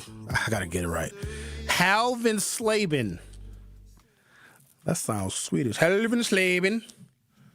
Miss Halvin Slavin, a two-term council member, and Mr. Allen, who was her Republican opponent, who served on the council before being elected to the state assembly. Both are veterans of Waukesha politics who pitched their experience on the campaign trail. Quote, "The advantage that I bring having been in the legislature is I have relationships and I know my way around," Mr. Allen, age 60, said in an interview with TMJ TV. In an interview with the Freeman, the Waukesha newspaper, Miss Halvin Slavin, age 36. Oh, she's a young one. She's a young lady. Halvin Slavin promoted her work on zoning changes, saying that balancing the budget starts with growing our tax base responsibly so we don't shift more costs to our residents. Talking about that affordability stuff. Wisconsin voters will select a new governor in November to replace Tony Evers, a Democratic incumbent who is not seeking a third term. Republicans, boosted by Mr. Trump's win in the state in 2024, hope to flip that seat and other statewide offices. They will not. Democrats are hopeful about winning state legislative majorities in November and are also eyeing 2 Republican-held congressional seats. That article appeared in the New York Times because the Waukesha mayor's race is more evident that the Trump coalition is fracturing, and then also because the right, it seems, is more heavily influenced by content creators, influencers, and podcasters. I don't know if the left is, or at least I can't listen to somebody else's podcast. I can't. And if I listen, I don't listen for their content because who cares? I don't care what somebody else's opinion is because most of the time their opinions are wrong. But if somebody's podcast is I can listen to Joe Rogan for how he delivers, not what he says. I don't care what he says. What he says, Joe Rogan is nuts. He's been punched in the face a lot. He was an MMA fighter. He did some kind of mixed martial arts fight. I think he got punched in the face a bunch. Kickboxing. Well, he was a kickboxer. Yeah, Muay Thai. Joe Rogan's really dumb. But I don't listen to him because of what he says, because he's his own person, has his own experiences. And also, Joe Rogan's life is not relatable to mine, so we're not going to have really much in common. But if this dude is getting 100, like he had one of the most listened to and downloaded podcasts in the history of the genre of media was when he interviewed Trump. I tried to get through it. It was just... But the way he delivers and the way his shows are cut and produced and edited is all fascinating to me, but I don't care what he says. But there's some people that listen to other folks to either, and I'm not sure, I probably should be speaking for myself. They listen to folks to either find agreement or be told what and how to think. It's too hard for me because I know what hosts do to prepare. I know it's not, and once you know where the sausage is made, it's just too hard for me to listen to other people. Oh, Sherwin, have you heard so-and-so's podcast? That's the other part that's disturbing to me because I do this, and to me, this is not podcasting. Podcast is a way in which you can listen to my program. I do talk radio. But people think because I do it, like, oh, Sherwin, have you heard John McSmitherson's podcast? I know you have. No, I have not. Oh, Sherwin, I know you've heard Roland Martin's podcast. First of all, don't you ever bring up Roland Martin to me. Why not? Me and Roland don't get along. I got beef with dude. And in fact, if he come back to Milwaukee, he going to need to check in. I'm going to need to make sure. What's your beef with Roland Martin? I interviewed him once and I didn't like it. He was disrespectful. How so? He came here, and as host, there's etiquette. And if you host a program of your own, with your own audience, when you go on somebody else's show, you're going into their house. You take your shoes off when you come to my house. He didn't take his shoes off. He was disrespectful. He was putting his feet all up on my couch. He was like, F your couch, Sherwin. I'm Roland Martin. I was looking at him, and if you were watching on YouTube, I'm just glaring at this dude. I'm like, if he says one more thing, I'm going to lose my job. What do you mean he had his feet on the table? He wouldn't answer any questions. He had stuff that he wanted to say, and he was going to say it. What I was asking him, be damned. So he was in town, mostly promoting his YouTube show, but he was here as a surrogate for Kamala. I'm like, dude, let's talk about the election. He want to talk about his damn show. Nobody care about your show. It's your big head ass. And then talking about, oh, sure, we got to get a picture. I'm thinking to myself. Also, this goes for you, X, or anybody else. I don't want to take pictures with people I interview, but y'all always come in here with your camera, and it's rude. So because y'all come in, and every producer I've ever had has done it. So I interview somebody that's, I don't know, high profile. The producer comes in the studio after the interview is over with their camera. Oh, do you want to take a picture? Do you know how rude it is when I say no? So because you're obviously going to know who I'm going to interview. If I want a picture with that person, I'll tell you ahead of the interview. Well, Eric is cool, but he said, he was like, dude, sure, we got pictures every single time. I'm like, I know. Oh, you were worried about taking a picture with Francesca Hong? That I couldn't do. Because what'll happen is, so Francesca Hong has not made inroads to the black community in Milwaukee. That's who I talk to. And I've seen this before. I've learned from experience. She would then take that picture. Because once the picture is taken, it's hers. She can do whatever she wants with it. She can put me on literature. She can put me on direct mail. She can do political advertising with it, which could save her from having to do real hard work and outreach in the black community. Because if people see me and her on a picture, that looks like an endorsement. I ain't endorsing nobody. Well, is she coming back to talk about education? She comes back when I tell her to come back. That's how that is. So I took some heat for the interview, but not for the reasons you may think, because I said on a previous show that I had a moratorium on interviewing gubernatorial candidates, but I broke my moratorium because I want to shake it up a little bit. And I knew that I would make waves by interviewing her because she and I are the least likely people to sit down and talk. And so there was, I'm not going to mention who, another candidate for governor. They trying to get on the show. They said, Sherwin, can we get on the show? Can we get on the show? I said, no, I ain't having nobody on the show. I got a moratorium. They respected the moratorium till they heard and saw Francesca. They was like, yo, dude, you told us it was a moratorium on you interviewing candidates. Can we get on the show? Now I'm mad. I'm like, first of all, you're not entitled. They've been here before. But you ain't entitled. If I change my mind, I'm going to act like a woman if I want to. I'm going to change my mind. You can't do a damn thing about it. I had a moratorium where I don't want to talk to none of the Democratic candidates because I'm bored to pieces. But I also need more people to start paying attention to who the candidates are. I said, let me wake the world up. Let me put an alarm clock in this damn cemetery and shock people, awake and interview Francesca. Now the people that I told I didn't want to interview, well, sure, when it's our turn now, you better go to Tory Lowe. I don't like that. Some people are like, I only want to be on Sherwin's show. No, you better talk to Kyle Wallace. You better hit up Homer Blow at hblow@goodkarmabrands.com. Get on his show. Why can't y'all get on Homer's show, get on Kyle's show, get on Dr. Ken's show? You always messing with me. I don't like guests sometimes because they get in the way. They don't know how to pause when I got to take a commercial break. Some people are great. Other people, like Roland Martin, I'll fight, dude. Yeah, it seemed like I'll fight. It seemed like you two got along swimmingly. Yeah, I had to make it seem like that. Oh, you had to make it seem like that? That's because I'm a professional. Oh. I can interview somebody and you would think that they're my best friend, and when the interview is over, I want to shoot them in the face. I don't think you had that reaction. I wanted to shoot him in the face. I was mad.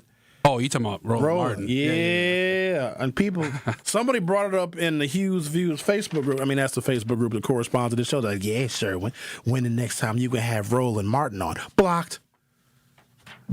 I'll block somebody I'll be blocking. I was just scrolling through my block list on Facebook. It's like a phone book. You got to block them now. I block people for their safety. Because y'all think it's sweet because I'll be sitting here on the microphone. Oh, I'm going to mess with Sherwin. Sherwin can't do nothing. Don't forget, I'm half insane. Oh, you got a temper? Oh, good God. If I see somebody out on the street and they think it's sweet, I don't like people that run their mouths on the internet and they think that when I see them in person, like, oh, Sherwin, that wasn't real. That was just on the internet. No, every man is, women are not. I'm not going to make a woman responsible for her words because that's a waste of everybody's time. But men, if you run your mouth on the internet, on the keyboard, come on, dog, come see me because I'm from the old school. Say it to my face. If you mean it, nah, Sherwin, I didn't mean. Turn into a big old bag of sugar. And that's the younger generation thing. They've gotten away with hiding behind fake pictures and profiles and screen names so that they can say whatever they want to say to people. Don't let me find out it's you. Yeah, buddy. You ain't out running my Tesla either. I'll chase you down. You think that lady was real yesterday? What lady? You know, the picture I put up on the live stream. Oh, yeah. Oh, okay. She's totally I have a black husband, Sherwin, and why are you always so racist? Because those kind of white women, they use the fact that they have a black husband to be racially ignorant. Oh, she looked like the type. Because I got a black husband. Do you understand that you can marry, sleep with, have kids with somebody black and also hate black people? You just don't hate your black person. I mean, subconsciously you do, but you can control them. So you can say, I am not racist, I got black friends, Sherwin, I'm not racist. Yeah, that's because your black friends allow you to tell racist jokes. I'm going to take a break, come back, talk to Al on the other side. The Truth with Sherwin Hughes will be right back. Don't touch that dial. The Truth with Sherwin Hughes will be right back on 1017 The Truth, The Truth app, and 1017thetruth.com.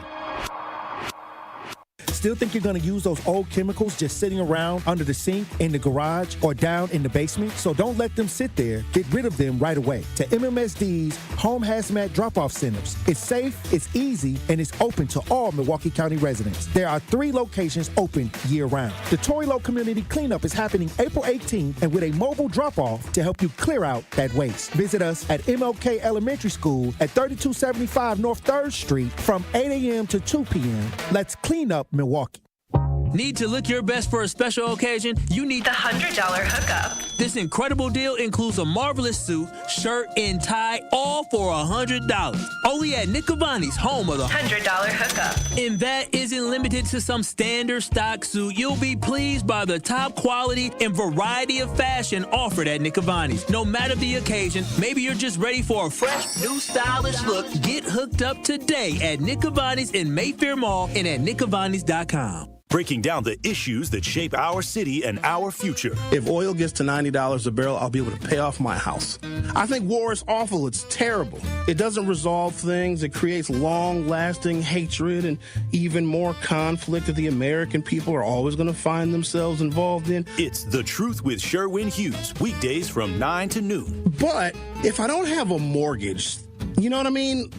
You take the good with the bad. Didn't Donald Trump say he was going to end the wars? You can't have America first if you're involved in all these foreign wars. And there's people that believed him when he said that. He doesn't like wars. He said it many times. Said it on the campaign trail. Catch it live on YouTube or tune in to 1017 The Truth. He's bombed just as much in his first year as any warmongering hawk president we've ever seen since World War II. Listen to The Truth with Sherwin Hughes, weekdays from 9 a.m. to 12 p.m.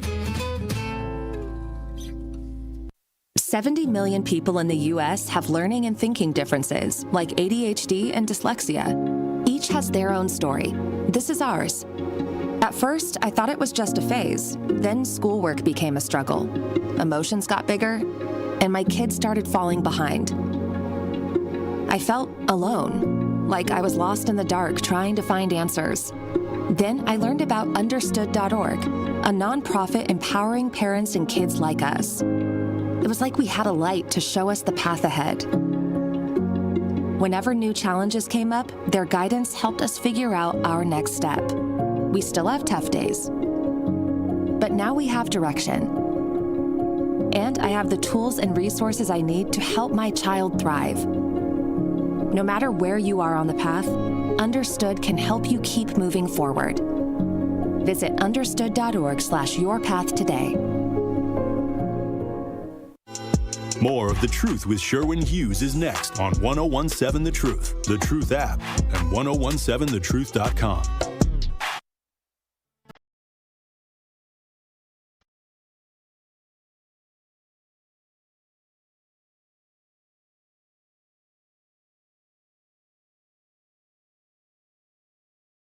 My life is just weird. I'm arguing with the Milwaukee Fire Chief's sister about legalizing marijuana in Wisconsin. Like, that's what I'm arguing with her via text message. We got Delta 9 and Delta 10 dispensaries. You can get high off of that stuff, so the urgency to legalize Delta 8 is lower. There's 50 dispensaries. They're everywhere. There used to be one at Mayfair Mall. You can go to most bars, restaurants, and lounges, at least downtown, and get Delta 9 and Delta 10 drinks, where you get just as high off of those cannabis consumables as you would smoking a joint. Some people say, oh, there's a difference in the high. No, it ain't. Oh, you've indulged? Oh, God, yeah. I don't like being high. I don't like it. It's not. When I was a teenager and in college, yay, it felt different or better. But this stuff that they have now is insane. It's for people that have unhealthy tolerances to THC. Also, don't get mad at me for saying this. Again, this is Sherwin's opinion, and I know I live in a world where when somebody hears a conflicting opinion, it physically hurts them. Getting high is low rent. Smoking weed, smoking a blunt, it's ugh. Get a glass of champagne. Go for a jog, get a runner's high. It's just low rent. It's just low. First of all, who is smoking in 2026? All the stuff we know about carcinogens when you burn stuff and smoke it. Come on, y'all. What are y'all doing? Like when I see somebody smoking cigarettes, I'm like, why are you still smoking after 1995? It's just gross. It's not for me. And I know that people react strongly to that, especially if you're addicted to marijuana. And yes, you can get addicted to marijuana. Just like if you tell somebody you don't drink, they look at you like you're an alien because they're conflicted with their alcoholism. Like, oh yeah, I don't drink. Instead of being like, oh, that's cool, congratulations. Like, oh my God, have just a sip. No, I don't. Some people don't drink. What's your vice? Food, 100%. I love good food. Al, you're on 101.7 The Truth. How are you? I'm doing good. First thing I want to say, when a racist says they have somebody that's black or a black husband, that's just a piece of ass serving a purpose. Respectfully to people with black businesses, y'all need to get out this mind frame. I don't know if you just want to be limited in your money or you just don't want to make no real money. See, when you don't advertise, you're being real cheap. Because most people don't do word by mouth. And word by mouth only works when you're looking for a good church or a good prostitute. But if you're trying to make some real money, you're going to need to be in a search engine. You need a website. You can get that from GoDaddy. And your reviews will speak your business.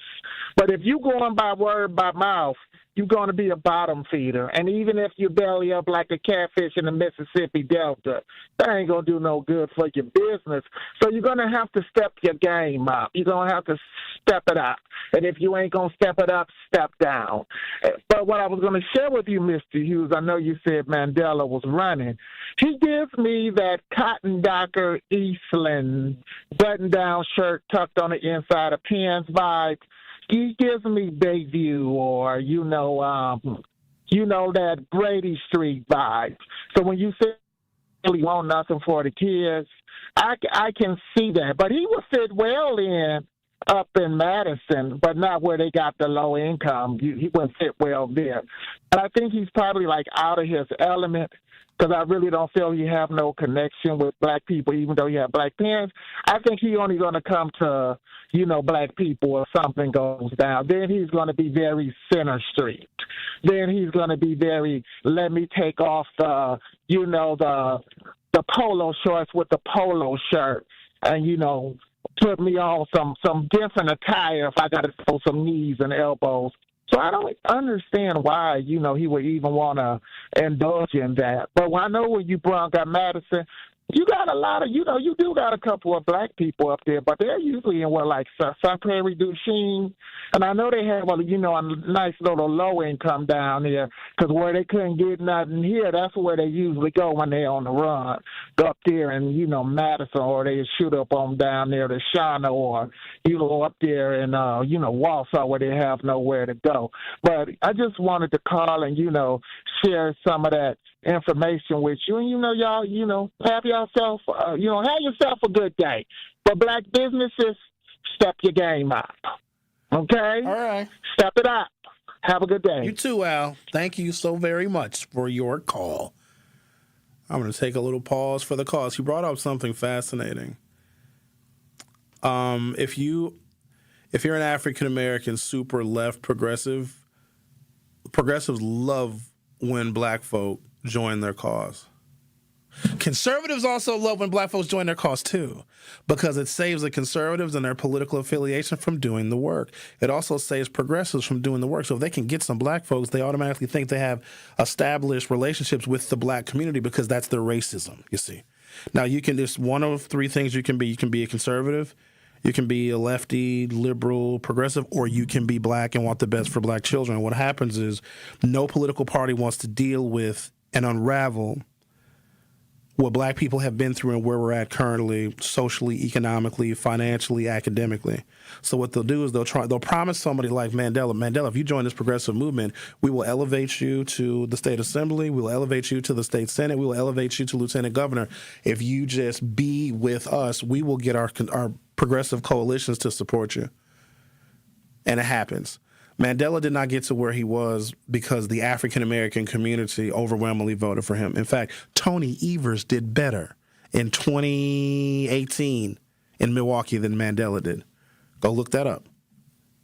He adhered himself to the progressives because they can promise things. Just like, a handful of black Republicans that get elected to maybe mayor of a small town, then they run for Congress and they get a Trump endorsement. Then maybe they run for governor, they get a Trump endorsement. Sometimes they win, sometimes they don't. Or the black candidate gets a Trump endorsement for a U.S. Senate run and they win because they can promise an African-American political heights that they can't obtain if that black person stays rooted and grounded in wanting to help the black community. So that's how they pick us off and they divide our community. I am for the progress of black people. To the extent a progressive policy can help black people and help a black child read, if it can't, then I don't care about it. To the extent that school choice, which a lot of people think is a Republican cook-up, can help black children have more options of how and where they can read and do math on grade level and graduate from high school, then I'm for that too. It doesn't make me a Republican. It makes me pro-black because those are the people most likely to love me, hate me, kill me, and nurse me back to health. You understand where that comes from? So I can't be pigeonholed into somebody's fantasy of conservatism or Trumpism or ultra-liberal democratic socialism, only to the extent that it helps the people that look like me. I know that's very complicated and very nuanced, and everybody wants everything all simple, but I never professed to be a simple man. The Truth with Sherwin Hughes will be right back. Don't touch that dial. The Truth with Sherwin Hughes will be right back on 1017 The Truth, The Truth app, and 1017thetruth.com. In 1987, the Bucks took on the world and changed basketball forever. At stake, basketball supremacy in the United States. Bucks versus the World, narrated by Charlie Behrens, is the new season of Behind the Bucks podcast, presented by Gallagher, your trusted insurance broker and HR and benefits consultant. It's the untold story of the 1987 McDonald's Open, when the Bucks became the first NBA team to face the Soviet Union. Listen now on Bucks.com/plus, the Bucks app, the ESPN Wisconsin app, and wherever you get podcasts. Hi, this is Sherwin Hughes from 1017 The Truth, and I want to talk to you about something bigger than just buying a house. I'm talking about building a legacy. Owning a home isn't just about four walls and a roof. It's about giving your kids a place where memories are made, where birthdays are celebrated, and where they always belong. It's about planting roots, knowing your neighbors, waving from the porch, and being a part of a community that feels like family. If you've been renting and wondering if home ownership is even possible, Axe Housing is here to work with you. An Axe Housing coach will help you create a plan, a budget, and move step by step toward owning a place you can truly call your own. They've already helped over 4,000 families become homeowners, and many are paying less than they were paying for rent. Don't let where you are today stop your families tomorrow. Start your journey at axehousing.org. That is ACTShousing.org. Your legacy begins at home. Sweet Talks Medical Spa in Menominee Falls. Skip the sterile clinical office feel. Sweet Talk stays on the cutting edge of beauty and wellness innovations in a vibrant, playful space promoting self-love and confidence. Sweet Talk specializes in a range of treatments including injectables, medical-grade skincare, weight loss, hormone therapies, and more. Not sure where to start? Sweet Talks offers comprehensive wellness consultations to create a customized plan centered around you. Because at Sweet Talks, your goals are their goals. Learn more at sweettalks.com. I'm Sherwin Hughes, and I know the power of Stars and Stripes Honor Flight firsthand. As someone who's been on an honor flight, I can tell you it's a day you'll never forget. Stars and Stripes Honor Flight gives our oldest veterans who served in any location in June of 1975 or earlier a free one-day trip to Washington, D.C. for veterans. Airfare, meals, a coach bus tour, and special flight apparel are all included. It's a day of honor, gratitude, and camaraderie. Veterans who served in the Vietnam or Korean War go to flysshf.org and ask for an application. This April, it's Financial Literacy Month on 1017 The Truth, powered by UW Credit Union. Financial literacy isn't just about money. It's about confidence and making smart decisions for your future. UW Credit Union is here to help with free tools, expert guidance, and resources. From budgeting tips to one-on-one financial coaching and self-guided lessons you can access anytime. Because they're not a bank, they're a partner in your financial journey. Learn more at uwcu.org.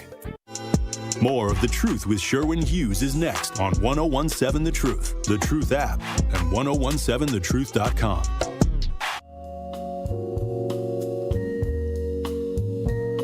Owning a home isn't just about four walls and a roof.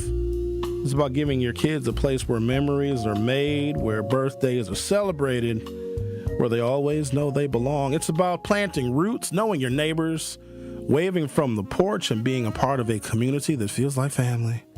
If you've been renting and wondering if home ownership is even possible, Axe Housing is here to help.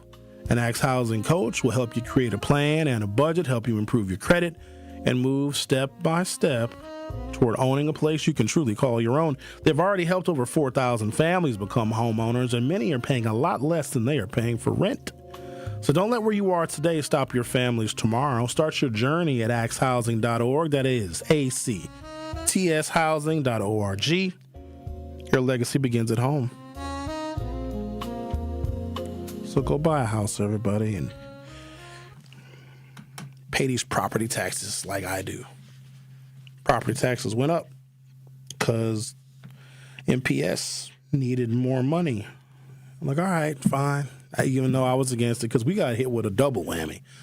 The affordability crisis has been going on for a while. We did some weird stuff with the economy during COVID, and we just printed a bunch of money, and we put more money in circulation, and then inflation naturally is going to go up because if you have a higher supply of dollars, then the dollar is going to be able to buy less. At the same time that was happening, we increased the city of Milwaukee's sales tax 2.2%. Our sales tax is almost 8% here.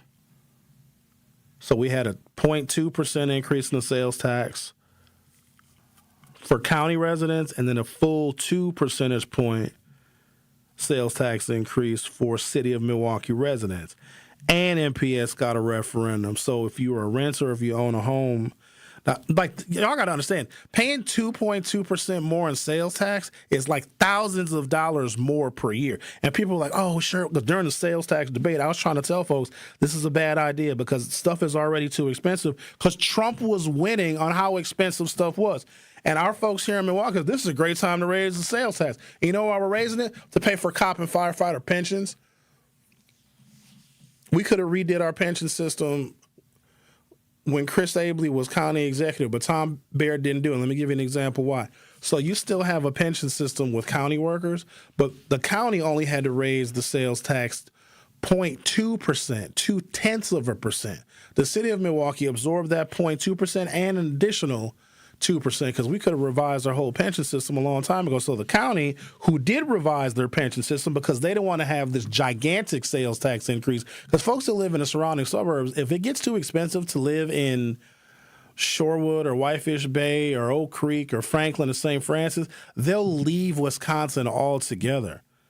So the county, under the leadership of Chris Abley, when he was county executive, had to do something to mitigate a gigantic increase in the sales tax, because that's a regressive tax. That's a tax that everybody has to pay. I don't like paying the sales tax. Sales tax went into effect January 1, 2025. On New Year's Day, I had to make my first big purchase. So the sales tax referendum passed like the previous fall. I forgot about it because we voted on it, it passed, and then I just went on with my life because it didn't go into effect until January. Well, my car battery died. And I had to buy a $200 car battery. The sales tax was $16.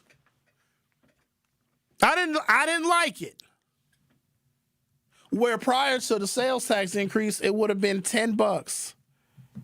The sales tax. And just think about that, every purchase that you make. And then people are like, oh, Sherwin, well, if you buy stuff off of Amazon, if you buy like your Netflix subscription, all of that is subject to the increased sales tax. I don't know why people were saying that, like, oh, well, if you just buy, these digital TV services and your Amazon stuff, that's not taxed. Yes, it is taxed. You got to pay these cops. And they do, I guess we got to like the cops, right? Yay, police, they got to. But they're living too long. If you become a cop, can you join the academy at 18? I think so. Let's say 20. 25 years, you're done. Say you join the academy at 20. You're retired at 45.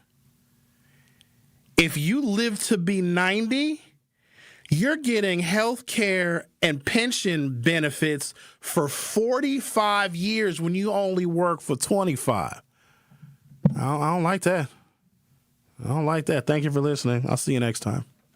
Milwaukee business owners, this is your moment. Every Friday at 8 a.m., call in to 101.7 The Truth for What the Business Is. Tell us what your business is, where you're located, and one thing you've learned along the way.